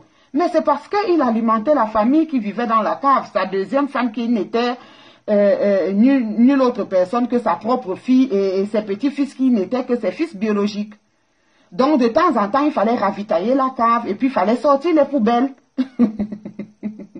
Dennoch erregte dies nicht genügend Verdacht, um die Behörden zu alarmieren. Trotz der tragischen Umstände, unter denen ihre Kinder geboren wurden, liebte und versorgte Elisabeth die 3 Kinder, die bei ihr lebten, so gut sie konnte. Ermittler und Reporter äußerten sich beeindruckt und inspiriert davon, wie gut es Elisabeth trotz der schwierigen Bedingungen gelang, ihre Kinder zu erziehen. Elisabeth bat Josef regelmäßig um Bücher, damit sie ihren Kindern das Lesen und Schreiben beibringen konnte. Außerdem sorgte sie dafür, dass sie durch den Fernseher und das Radio, die Josef ihnen gestattete, etwas über die Welt draußen und ihre Kultur erfuhren. 1994, nachdem Elisabeth ein 4. Kind zur Welt gebracht hatte, erlaubte Josef, das beengte 35 Quadratmeter große Gefängnis auf etwa 55 Quadratmeter zu erweitern, was einer Vergrößerung von über 50% entspricht. Nach der Erweiterung bestand das versteckte Gefängnis aus einem schmalen 16-Fuß-Korridor, einem Lagerraum, 3 kleinen offenen Zellen, die durch schmale Durchgänge verbunden waren, 2 Schlafbereichen mit jeweils 2 Betten, sanitären Anlagen und... Bon, je vais traduire un peu pour ceux qui ne comprennent pas l'allemand. En fait, quand elle a eu le 4e enfant, elle a supplié son père-mari d'agrandir un peu la cave. Et pour qu'il passe de où c'est 35 mètres carrés à 55 mètres carrés. Et c'est comme ça qu'il y a eu 2 cellules, comme je vous disais là-dedans, au lieu de, c'est pas des chambres, 2 cellules et puis un semblant de salon. Die Decken waren so niedrig, dass sie in einigen Bereichen nur eine Höhe von 1,70 Meter erreichten und an den höchsten Stellen bis zu 1,80 Meter reichten. Dies führte dazu, dass Stefan fast ständig gebückt gehen musste, was zu Gehproblemen führte. Um die Erweiterung zu Un des enfants qui était plus grand était obligé de se courber tout le temps parce que la hauteur n'était pas ça. Vous savez, les caves n'ont pas la hauteur normale puisque c'est généralement des endroits aménagés juste pour parquer des choses. C'est pas aménagé pour qu'on y vive et qu'on y vive longtemps. Donc, la cave avait en moyenne une hauteur de 1,70 m. Donc, un enfant qui a 1,80 m devait avoir des problèmes pour y circuler. Donc, l'enfant, il y a un des enfants qui était grand, qui était obligé de se courber et ça fait que il est resté courbé et ça a déformé sa morphologie, sa démarche et tout ça. Zwang Josef die unterirdische Familie, die Wände mit bloßen Händen auszugraben. Er warnte sie davor, die Innenseite der Kellertür zu berühren, da sie sonst einen tödlichen Stromschlag erleiden würden. Außerdem drohte er, dass sie bei einem Fluchtversuch sofort vergast würden. Die Polizei bestätigte später, dass es keine Gaszufuhr zum Keller gab und dass dies wahrscheinlich eine Drohung war, um die Familie einzuschüchtern. Josef bestrafte die Familie. À un certain moment, il a dit à la famille qu'il ne faut jamais essayer d'ouvrir la porte parce que sinon on sera électrocuté, on sera même pris par le gaz, on sera asphyxié et tout. Mais il n'y avait rien de tout ça. C'était juste des menaces pour qu'il n'essaye jamais de s'échapper. Auf andere Weise für selbst kleinste Anzeichen von Ungehorsam. Neben dem wiederholten physischen und sexuellen Missbrauch schaltete er zur Strafe die gesamte Stromversorgung des Kellers ab oder verweigerte die Versorgung mit Lebensmitteln und Wasser. Dadurch mussten Elisabeth und später auch ihre Kinder tagelang hungrig, durstig und in völliger Dunkelheit leben. Am 19. April 2008... Quand il ne se comportait pas, quand la famille, dont les enfants et la fille, ou bien les petits-enfants et la femme, comme vous voulez, ne se comportaient pas comme il voulait, il coupait l'électricité et parfois il les laissait même enfermer des jours durant. Non seulement ils étaient affamés, mais ils étaient sans électricité. Vous voyez jusqu'à quel niveau quelqu'un peut devenir un démon. Un démon. Donc ce sont des gens qui ne veulent même pas qu'on touche à leur autorité. Das höllische Gefängnis nur noch eine Woche lang das Zuhause von Elisabeth und ihren 3 Kindern sein. An diesem Tag verlor die 19-jährige Kerstin, eines von Elisabeths Kindern, das noch bei ihr lebte, das Bewusstsein. Zum ersten Mal überhaupt ging Josef auf Elisabeths Bitte ein, medizinische Hilfe zu holen. Er erlaubte Elisabeth, nach draußen zu gehen, um ihm zu helfen, Kerstin ins Auto zu tragen. Es war das erste Mal, dass sie seit 24 Jahren die Außenwelt sah. Nachdem Kerstin im Auto war, sperrte Josef Elisabeth wieder mit den anderen Kindern in das Verlies und fuhr dann ins örtliche Krankenhaus. Bei ihrer Ankunft im Donc là, Kerstin, c'est cette jeune dame, elle a 19 ans. Elle va tomber malade, elle va perdre connaissance. Et sa maman, Elisabeth, va supplier le papa, Kerstin, Joseph Fritzl, s'il te plaît, je ne veux pas que ma fille meure. Amène-la à l'hôpital. S'il te plaît, s'il te plaît. Bon, c'est la première fois qu'il entendait, il écoutait les supplications de sa fille et qu'il acceptait.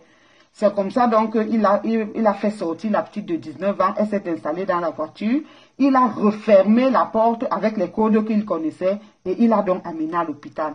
Et c'est donc elle, quand elle va arriver à l'hôpital, et ils vont croire que, bon, ils vont croire que c'est un père et sa fille. Oui, c'est un père et sa fille. Mais après, voilà, les révélations vont donc sortir. Donc, vous voyez comment Dieu fait souvent des choses. Ce jour-là, l'Éternel avait décidé, les enfants sont restés dans la cave, ne voyant pas la lumière du jour. Oui, oui, oui, oui, oui. Ils étaient non scolarisés. Mais quand même, la maman se battait, puisqu'elle avait été enfermée presque à 18 ans. Donc, elle se battait, puisqu'elle savait quand même lire et écrire. Donc, il lui apportait des petits livres, des journaux, ils avaient quand même la télé. Donc, elle a quand même appris à ses enfants à lire et à écrire, comme elle les pouvait. Voilà. Donc, vous voyez comment Dieu peut passer parfois même par une maladie. Ce jour-là, Dieu avait décidé, après 24 ans, de les libérer. Et il a donc fait que celle-là soit malade à mort. Et comme il avait déjà fait l'expérience d'avoir brûlé un corps de bébé, et que ça n'avait pas été facile, ça a égayé beaucoup de soupçons. Il s'est donc dit, oh, si elle meurt ici, j'aurai trop de mal à dissimuler un corps d'une personne de 19 ans. Donc là, il a eu peur, il fallait donc l'amener à l'hôpital. Et c'est là où on a découvert, c'est comme ça, c'était le jour de leur libération. Im Krankenhaus waren die Ärzte sofort besorgt, da Kerstins Haut so weiß wie ein Gespenst war. Ihre Haut war so blass, dass man leicht ihre Adern sehen konnte, und einige bemerkten, dass sie fast durchsichtig wirkte. Sichtlich verwirrt fragten die Ärzte Josef nach dem Namen des Mädchens, um ihre und die Krankengeschichte ihrer Familie nachzuschlagen. Zu ihrer Überraschung war Kerstins Name jedoch nicht in der Datenbank zu finden. Es schien, als hätte sie bis zu diesem Maintenant, quand on amène la petite, elle est totalement blanche, elle est presque mourante. Elle était transparente, c'est ce que le journaliste a dit. Le journaliste dit qu'elle était presque transparente, au point où on pouvait lire toutes ses veines à partir de sa peau. Et on lui demande alors que, bon, écoute, donne-nous le nom de ta fille. Il donne le nom, on tape. On ne voit pas ce nom-là dans le système de santé. Puisque ici en Europe, presque tout le monde est assuré. Donc même quand tu n'as pas ta carte de santé sur toi, il suffit seulement que tu donnes ton nom. On te retrouve. Mais elle, rien. Zeitpunkt nicht existiert. Bei der Untersuchung stellten die Ärzte fest, dass Kerstin sich in einem kritischen Zustand befand, da sie unter akutem Nierenversagen und mehreren anderen gesundheitlichen Problemen litt, die durch einen Vitamin-D-Mangel verursacht wurden. Voilà. Donc elle avait un problème, les nieren, comment on appelle ça? Les reins, voilà. Les reins étaient déjà en train de s'arrêter de fonctionner et elle avait un manque criard de vitamine D. Et il fallait rapidement faire quelque chose, il fallait vraiment la soigner.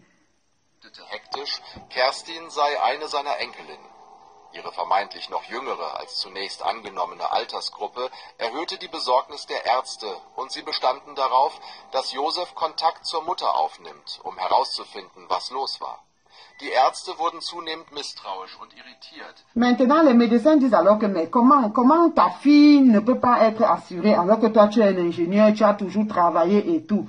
C'est là où il dit alors, non, c'est plutôt ma petite fille, c'est la fille de ma fille. On lui dit, mais comment? Fais venir donc la maman chez qui elle était, parce que la maman doit nous dire comment elle mange et tout, parce que ça va nous aider à mieux poser le diagnostic pour savoir comment la soigner. Da Josef fast alle wichtigen Fragen nicht beantwortete oder ihnen auswich. Da ihre Zweifel an Josefs Geschichte wuchsen, beschlossen sie am 21. April, die Polizei zu alarmieren. Um Kontakt mit Elisabeth aufzunehmen. Comme le monsieur ne disait pas des choses normales, concordantes, il était très très vague dans ce qu'il disait. Ils ont soupçonné que quelque chose n'allait pas. C'est comme ça que le 21 avril, donc, ils décident d'appeler la police. Parce que le cas était... Il n'arrivait pas à comprendre. Ils n'arrivaient pas, c'est comme ça donc ils vont appeler la police. Startete die Polizei einen öffentlichen Aufruf, in dem sie bat, dass sie sich melden sollte, um Kerstins Krankengeschichte zu klären. Sie öffneten den alten Fall von Elisabeths Verschwinden erneut. Josef hielt an seiner Geschichte fest. Maintenant donc, entre-temps, la police dit mais comment, elle sort donc d'où? Puisque la mère avait disparu depuis, oui, nous sommes au courant qu'elle avait disparu. Maintenant, qu'est-ce que la police va faire? On va donc passer ça dans les médias, dire que madame, votre fille est malade, elle est très malade, on a besoin de vous, si vous voulez qu'on la sauve ou qu'on la soigne, il faut que vous vous présentiez et tout et tout.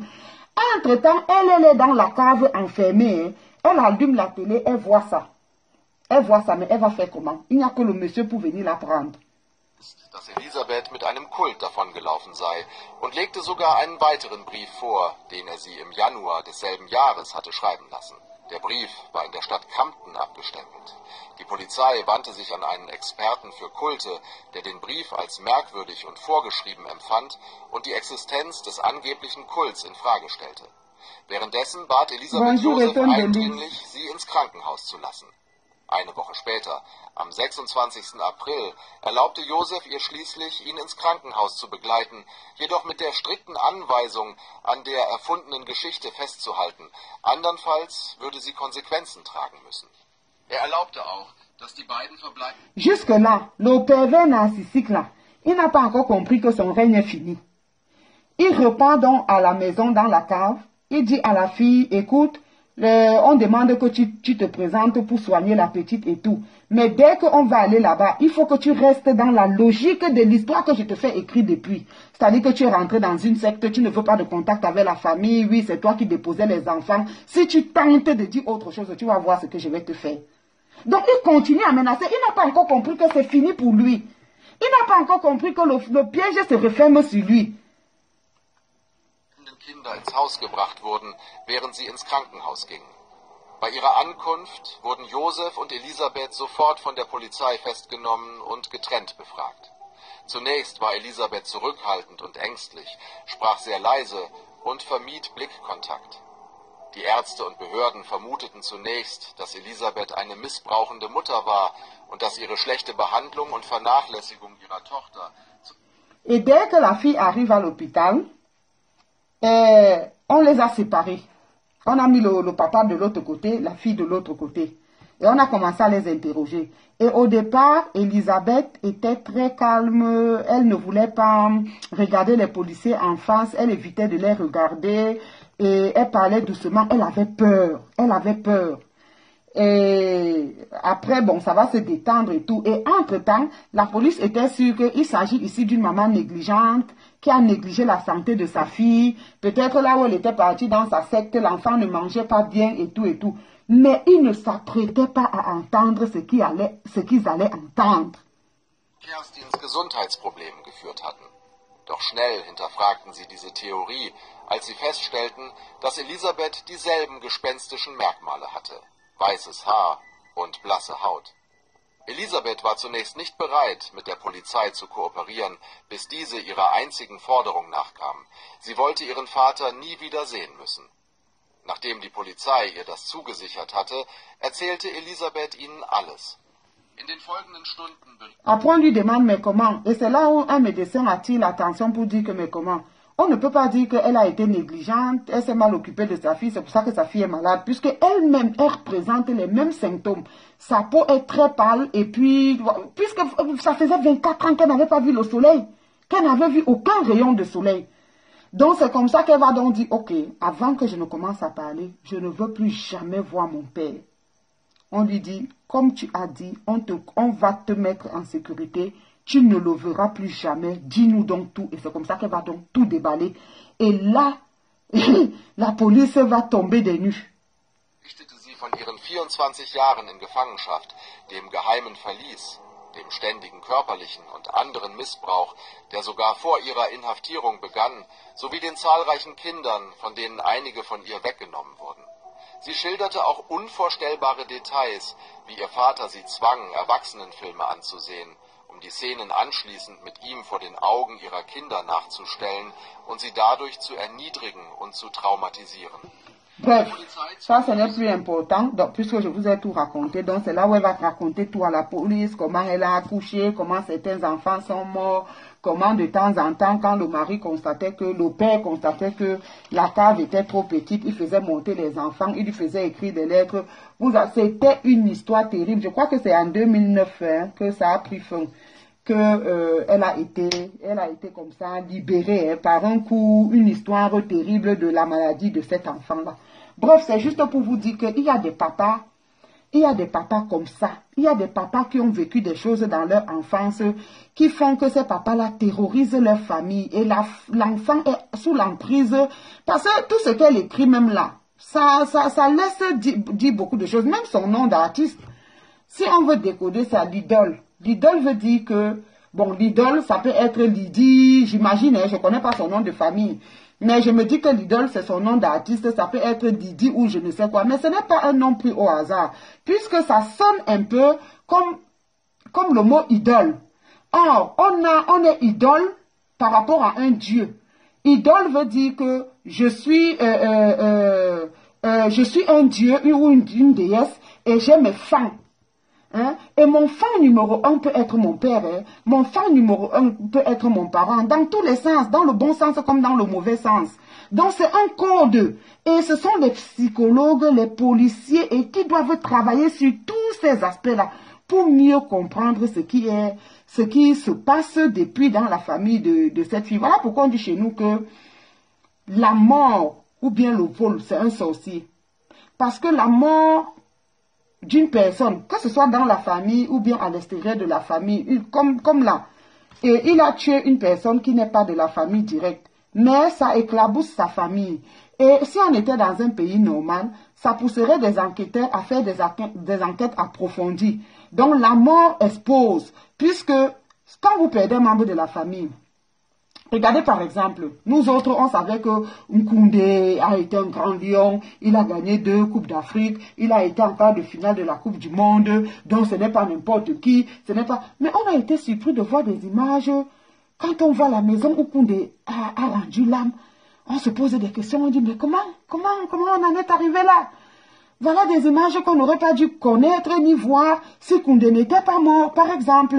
Donc la mort, c'est toujours quelque chose qui expose, qui permet aux gens de rentrer dans votre intimité, ne serait-ce que par rapport au deuil. Eto est obligé d'aller là-bas voir la maison. Et comme Eto, lui, il est célèbre, les chaînes de caméra se déplacent avec lui, on filme, Donc vous voyez, la mort, ça humilie, ça expose, ça fait beaucoup de choses. C'est comme ça, voilà pourquoi quand on est averti, on évite ce genre de scandale. On évite ce genre de scandale. Et quand vous regardez tous les poèmes, les slams que cette fille écrit à son père, il peut avoir aussi une dimension d'une personne avec son bourreau. Avec son bourreau et qui a sombré dans ce qu'on appelle le syndrome de Stockholm. C'est-à-dire qu'un bourreau t'a tellement fait du mal qu'à un certain moment, tu tombes amoureux de lui, tu commences à l'aimer même, tu commences à le respecter même dans ta souffrance. Tu acceptes ça comme étant une fatalité et tu n'arrives pas à t'en défaire. Qui sait si c'est le cas? On ne peut pas savoir. Je vous ai dit que ce live-là, c'est pour se poser des questions. Et maintenant, moi, ce qui m'étonne, c'est que comment comprendre? Est-ce que quand on va parler, vous allez dire que oh, vous ne respectez pas les temps, vous exposez les choses, mais on doit se poser des questions. Fleur de Lys, emmerdeuse internationale, reine des mouches, diffame quelqu'un depuis 2021, pardon. Aujourd'hui, nous sommes en 2027, ça fait 4 ans, elle a été condamnée, elle a négligé, après elle a fait appel, elle a voulu passer par la ruse et tout. On lui demande de payer 10 millions d'amende, on lui décerne un mandat d'incarcération. Je suis pour, hein, parce qu'elle est allée trop loin et c'est une fille qui fait trop de bêtises, comme je l'ai souvent dit dans les lives. Elle a fait beaucoup de mal aux gens. Moi, j'ai commencé à combattre cette fille-là depuis. Et quand j'ai vu comment elle allait montrer là où les filles vendaient le piment, aujourd'hui quand tu sors, on ne te parle plus d'Eto et de Roger Milan, on te parle seulement du piment. Oh, vous les Camerounaises, le piment a fait ceci, ceci a fait cela. Tout ça, c'est à cause de Fleur de Lys. Nous sommes contre la prostitution, comme je l'ai toujours dit. Mais nous n'allons pas fouiller les prostituées qui se cachent parce que nous estimons que nous avons une jeunesse à préserver, nous avons une jeunesse à éduquer et ce n'est pas à nous de venir montrer des bêtises à la jeunesse. Oui, au nom de la liberté des peuples aujourd'hui, on peut dire c'est mon corps, chacun a son corps, il décide d'en faire ce qu'il veut. Mais pour nous les chrétiens, notre corps ne nous appartient pas, il est le temple du Seigneur et on ne peut pas en faire ce qu'on veut. Mais bon, là, selon le monde, chacun a son corps, il est libre de faire. Oui, mais on n'est pas obligé de venir ça à la jeunesse. On n'est pas obligé de venir parler de certaines choses devant les jeunes. Parce que les jeunes qui nous écoutent, on ne sait pas comment ils prennent ça, comment ils analysent ça, comment ils interprètent ça. D'autres consomment ça bêtement comme parole d'évangile. Ils vont faire des choses et après il y a des conséquences. Par exemple, elle vient souvent avec cette histoire de Aplakali, j'ai le ventre plat, j'ai le ventre. Voilà une jeune femme qui dernièrement, ou c'est à Tchang, ou c'est à Baganté, ou c'est où là, à Bafoussam, est allée se faire charcuter et elle est morte. 2 jeunes filles de Bafia qui voulaient avoir des rondeurs ont délayé du cube dans de l'eau et elles se sont injectées au niveau des fesses pour avoir des grosses fesses. Hein? Voilà pourquoi allez faire vos chirurgies esthétiques, allez faire vos njansang, allez faire vos prostitutions, mais ne mettez pas ça sur la toile. Parce que derrière un accent, il y a une nationalité. Derrière des dires, il y a une image à préserver. Nous ne sommes pas des saints, mais nous faisons le maximum pour ne pas être toxiques dans ce que nous voulons vendre à la jeunesse. C'est de ça qu'il s'agit, pas de plus. Donc moi, j'ai toujours tiré sur elle parce que j'ai toujours vu en elle le mauvais exemple de la société que malheureusement beaucoup de gens idolâtrent. Hein? Que moi j'appelle des mouches. Que moi j'ai appelé des mouches à l'époque et je leur ai démontré pourquoi est-ce que je les appelais les mouches. Parce qu'elles n'étaient qu'une grosse merde. Et ce sont les mouches suivent la merde. Et quand elles sont sur la merde, et ils déposent des asticots, rien de bon, rien à faire avec des abeilles qui devraient produire du miel. Les abeilles, ce sont des gens qui suivent, qui produisent du miel, qui font quelque chose de bon pour l'écosystème. Mais les mouches sont là pour consommer la merde et y déposer des asticots. Point barre. Et les asticots que ces mouches déposent, c'est quoi? C'est les injures, les insultes, c'est la diffamation, c'est ceci, c'est cela, et tout le reste. Donc moi, j'étais même pour qu'on l'enferme depuis, indépendamment même de cette affaire de Raymond Tchengang et tout, tous les scandales qu'elle a eu à faire sur la toile. Hein, filmer les maisons, des violations de domicile, la publication des images privées, l'exposition de l'état sérologique d'une maman, beaucoup de gaffes qu'elle a eu à faire sur la toile. L'autre jour, la maman des beaux gosses a fait une liste de, je crois, 128 ou 138 personnes à qui elle a fait du mal. À un certain moment, il faut qu'elle sache s'arrêter. Mais en même temps, je me pose la question, est-ce que, quelle que soit la diffamation, est-ce que la diffamation peut être au-dessus d'un meurtre, d'un crime, d'un assassinat? Parce que ça, c'est la question qu'on doit se poser maintenant. Comment expliquer que Fleur de Lys soit à Kondengui et que Dagobert Moafo soit encore en train d'être, ou c'est dans les cellules, je ne sais pas ce qu'on nous raconte. Est-ce que dans un pays normal, la diffamation est plus que l'assassinat? Comment est-ce que la diffamation dans un pays peut être plus que l'assassinat? Fleur de Lys devait aller à Kondengui. Pour moi, c'est clair. Mais est-ce qu'elle devait y être avant moi, Dagobert? Moi, ça, c'est la question que moi, je me pose, hein, objectivement. C'est pas que, vous savez que moi, je ne supporte aucune de toutes ces filles qui sont sur la toile pour parler des conneries. Il y en a quand même, quand on regarde, on voit qu'elles s'améliorent, elles font l'effort de ne plus être dans la bassesse et tout ça. Ce que je salue et que j'apprécie. Mais comment est-ce que on puisse comprendre que dans un pays normal, quelqu'un se lève, il va s'armer d'un couteau. Oh, il avait perdu la tête, minalmi. Quand on perd la tête, virgule, on égorge soi-même. Point. Quand on perd la tête, virgule, on s'en prend à son propre enfant. Là, on peut comprendre. Quand tu perds la tête, tu oublies là où le couteau se trouve.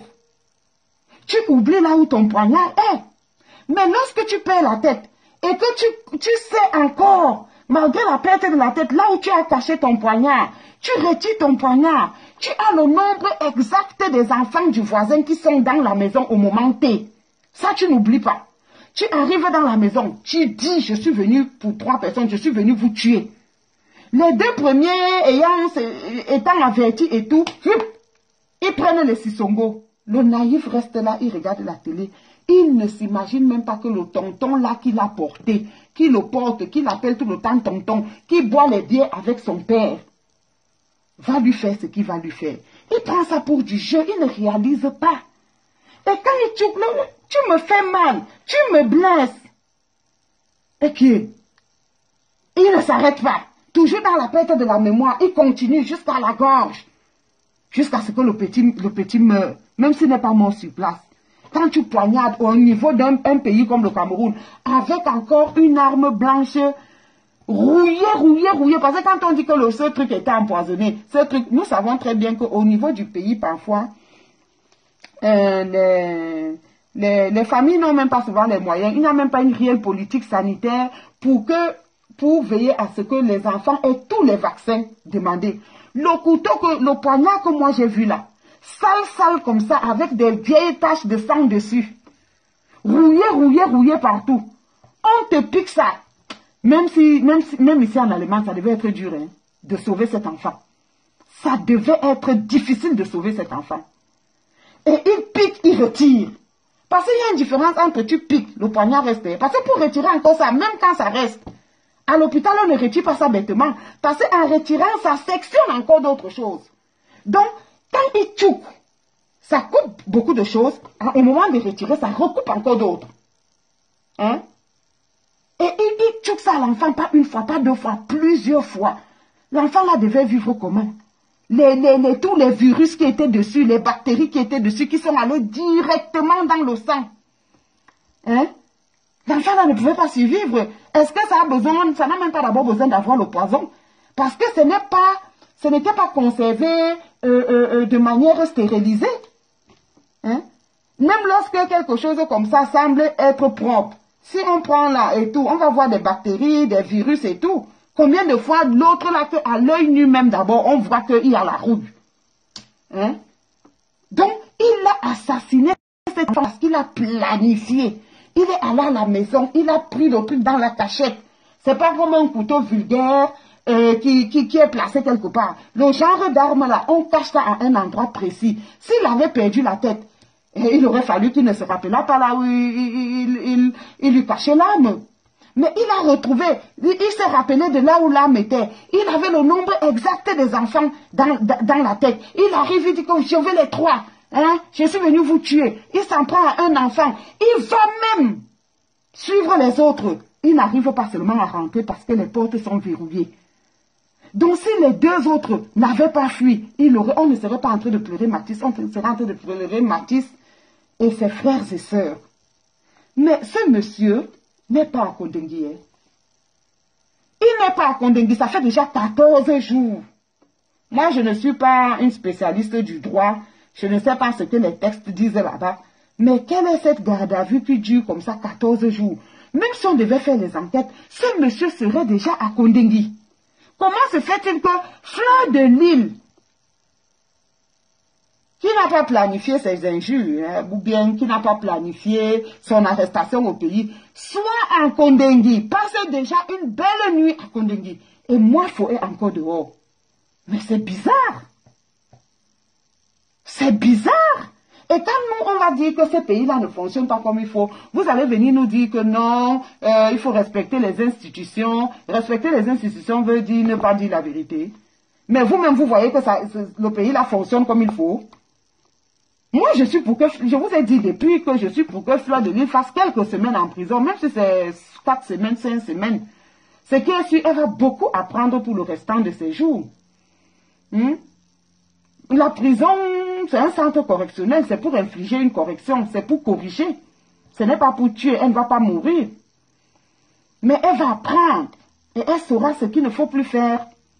Elle saura que la vie ne tient qu'à un fil et que les asticots ne peuvent pas grand-chose pour elle. Les mouches ne peuvent pas grand-chose pour elle en dehors de déposer les asticots. Et vous savez que les asticots se déposent lorsqu'il y a putréfaction. Lorsqu'il y a mort, lorsqu'il y a décomposition, c'est là où les asticots se déposent.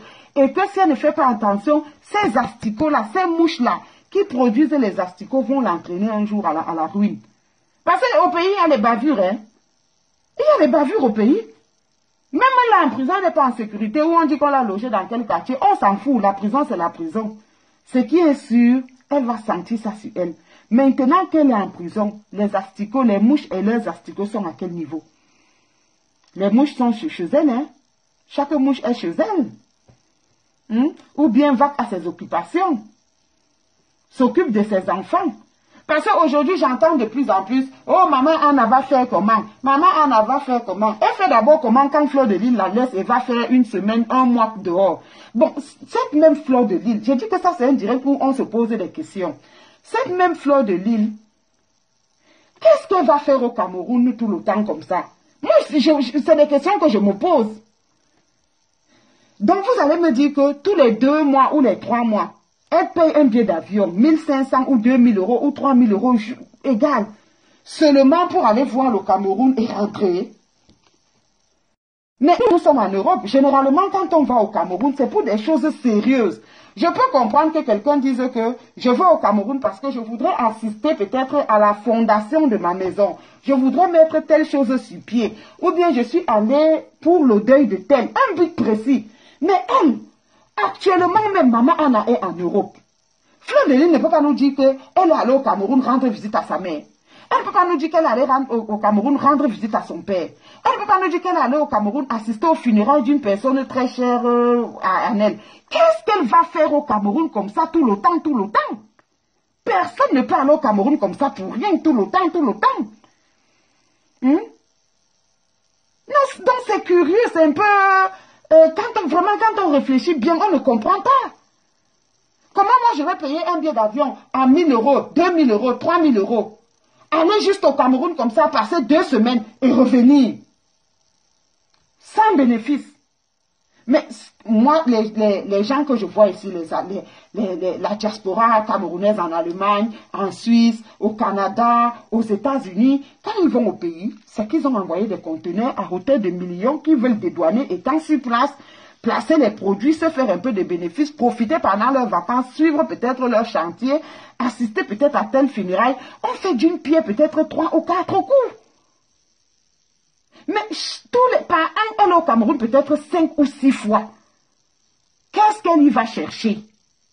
Et après, on vient vous dire que maman Anna, mais si maman Anna était si importante, qu'est-ce qu'elle allait chercher au Cameroun? Elle s'était vantée ici, elle s'est tapé la main sur la poitrine qu'elle va aller au défilé du 20 mai. On l'a invitée au 20 mai. Elle a fait un direct ce matin pour demander à ses abeilles de ne plus insulter le monsieur qui est son frère. Elle va former d'autres dans le métier. Mais c'est ça, c'est curieux. Parce que, est-ce que cette fille n'appartient pas à des cercles? Hein? Parce que même la maison, bon, supposons même que ce soit sa maison. Moi, je ne suis même pas dans, ce n'est pas sa maison, ce n'est pas... Elle dit que c'est sa maison, et oui, allons du fait, bon, comme que c'est sa maison. Même si c'était sa maison, ça avait été sa maison, est-ce que si elle était sage, elle devait en parler? Alors qu'elle a des problèmes même en France, où elle était l'amie de quelqu'un qui a détourné des fonds à la mairie, et c'est pour ça qu'on avait saisi l'immeuble dont elle se vantait que c'était son immeuble. Une autre fille, elle devrait, même si elle était en chantier, elle ne devrait pas exposer ça. Elle ne devrait pas exposer, parce que cette bâtisse-là, même si c'est sa bâtisse, ça peut être hypothéqué. Ça peut être hypothéqué, donc elle n'est pas sage, quelque part. Il faut être intelligente. Moi, et quand les gens vont parler, vous êtes jalouse du manoir, vous êtes jalouse du manoir de Mafo, mais est-ce que vous savez ce que les autres ont? C'est parce que les autres ne parlent pas, ne montrent pas. La diaspora camerounaise en Allemagne, vous parlez de quoi? Il y a des ingénieurs ici, des médecins, et ils ont des immeubles en Europe. Des immeubles, que quelqu'un achète un immeuble comme ça, peut-être avec 4-6 appartements. Tous les mois, il a par exemple 5000 euros de loyer. Rares sont les immeubles au Cameroun qui peuvent donner les petits immeubles normaux là, qui peuvent donner 5000 euros de loyer. Ils ne parlent pas. Tu les vois là, ils sont simples. Même quand il y a des fêtes là, ils sont responsables, ils sont tellement humbles. Vous faites trop de bruit comme ça parce que vous êtes des tonneaux vides. La diaspora suisse, la majorité des maisons à Oudja, ce sont les filles qui sont en Suisse qui ont ces maisons. Oui, c'est vrai, on dit que c'est des vendeuses de piments ou je ne sais quoi et tout et tout. Mais est-ce que vous les voyez venir se pavaner sur la toile? Oh, j'ai ceci, j'ai mon manoir. Tu as le manoir plus que qui? Il y a les filles là en Suisse qui déposent les immeubles au pays de 8 appartements. Les meublés de 8 appartements, 10 appartements, elles ne se vantent pas. Hein? Il y a les Solange Bila qui ont les prix. Elles parlent comme ça de temps en temps pour motiver. Mais elles ne restent pas là que mon manoir. Mais ça, c'est la vie des parvenus. Et ça ne peut jouer que contre vous. C'est la vie des parvenus. On n'en a pas besoin. Et comme je le disais dans un live, quand vous venez nous présenter vos investissements, il n'y a pas de problème, c'est une bonne chose, peut-être pour certains, mais une sagesse française ne dit-elle pas que pour mieux vivre, vivons cachés? Il y a une sagesse française. Vous pensez que je mets le masque pour rien? Je mets le masque parce que j'ai peur de qui? Hein? Les services secrets me connaissent. Mais je ne veux pas, je sais ce que la Starmania fait, parce qu'au lycée, là-bas, nous, on était les stars au lycée. Hein? Mais je veux passer en route incognito. Je vais être incognito en route. Certaines personnes me connaissent, ils connaissent mon visage. Mais quand je marche en route, oh, c'est chasserie comme cela, là-bas, oh, c'est chasserie comme ça. Non, non, non, non, non, non, non, non, non. Pour mieux vivre, il faut vivre caché. Hein? Mais c'est terrible, on ne veut pas comprendre. Parce que les vrais gens même qui travaillent ne peuvent pas aller au Cameroun 4 fois par an. Parce que les congés ici, ça aussi entre... Bon, tout dépend si on travaille 40 heures, 48 heures, 30 heures par semaine, parce que le congé dépend du nombre d'heures que tu fais. Donc, les congés, généralement, c'est de 21 jours à 30 jours par an. Hein? Par an. Donc, rien que ces descentes fréquentes au pays, vous prouvez qu'elle ne travaille nulle part. Elle n'a aucun bulletin de paye. Ceux qui sont même alors installés à leur propre compte, alors eux c'est grave parce qu'ils sont leurs propres patrons. Ils doivent payer les employés, ils doivent payer le service d'hygiène, ils doivent payer. Donc ceux-là, même quand ils sont en voyage, ils ont toujours leurs ordinateurs. Pendant qu'il est même dans la chambre d'hôtel, il est en train de travailler. Même quand ils sont en congé, ils sont tout le temps connectés, en train de voir est-ce que tout se passe bien, est-ce que ceci, est-ce que cela. Parfois, il y a des choses au bureau qui ne vont pas. On est obligé d'appeler la patronne. Parce que il y a des choses que ne signe que la patronne. Il y a des choses qu'on peut signer sous ordre de la patronne. Mais il y a des choses qu'il n'y a que la patronne qui peut signer. Donc, même quand les patrons, là, ceux qui sont indépendants et tout, qui ont des bureaux, qui emploient des gens, même en congé, ils n'ont pas de congé en tant que tel. Et vous voyez donc des gens comme ça qui vont au pays 4, 5 fois par an. Ça veut dire que ces gens-là ne travaillent pas. Ils n'ont aucun bulletin de paye. Comment vous expliquez donc à la jeunesse d'où vous vient cet argent qui vous permet d'acheter les manoirs? Et quand vous demandez ça, il dit, vous êtes, on veut bien, c'est qui vous plaît. Montrez vos biens, mais avant de montrer vos biens, expliquez à la jeunesse comment vous gagnez de l'argent. Expliquez à la jeunesse quelles sont vos charges. Expliquez à la jeunesse quels sont vos revenus. Et dites à la jeunesse que lorsque vous avez fini de payer vos charges, il vous reste ceci, et ça vous permet de faire une tontine de comme ça, et c'est quand vous prenez la tontine, vous faites comme ça. Là, ça sera des lives édifiants. Ça sera des lives édifiants. Mais je pense que ceux-mêmes qui travaillent, et certains qui font ce genre de live, ils ne donnent même pas totalement leur chiffre d'affaires. Moi, je suis souvent les trucs d'investir au pays. Je n'ai jamais vu investir au pays dire que j'ai fait telle conférence, j'ai gagné tel nombre de livres. J'ai fait. Pourquoi? Parce qu'il ne veut pas qu'on sache exactement quel est son chiffre d'affaires. Puisque pour la nuit, il y a des choses là qu'il va peut-être vouloir cacher. Parce que quand tu es surtout dans le milieu du fisc, hein, à partir de ceci, de telle information, tu peux calculer et voir quel impôt la personne doit payer. Et peut-être que la personne paye moins. Hein? Voilà pourquoi vous allez voir beaucoup de gens ne pas souvent donner leur chiffre d'affaires ou bien les bénéfices qui se font. Ils peuvent parler comme ça de manière vague et tout. Mais ça, c'est ce qui devrait intéresser la jeunesse. Voilà ce que je gagne. Quand je gagne ceci, voilà mon rythme de vie.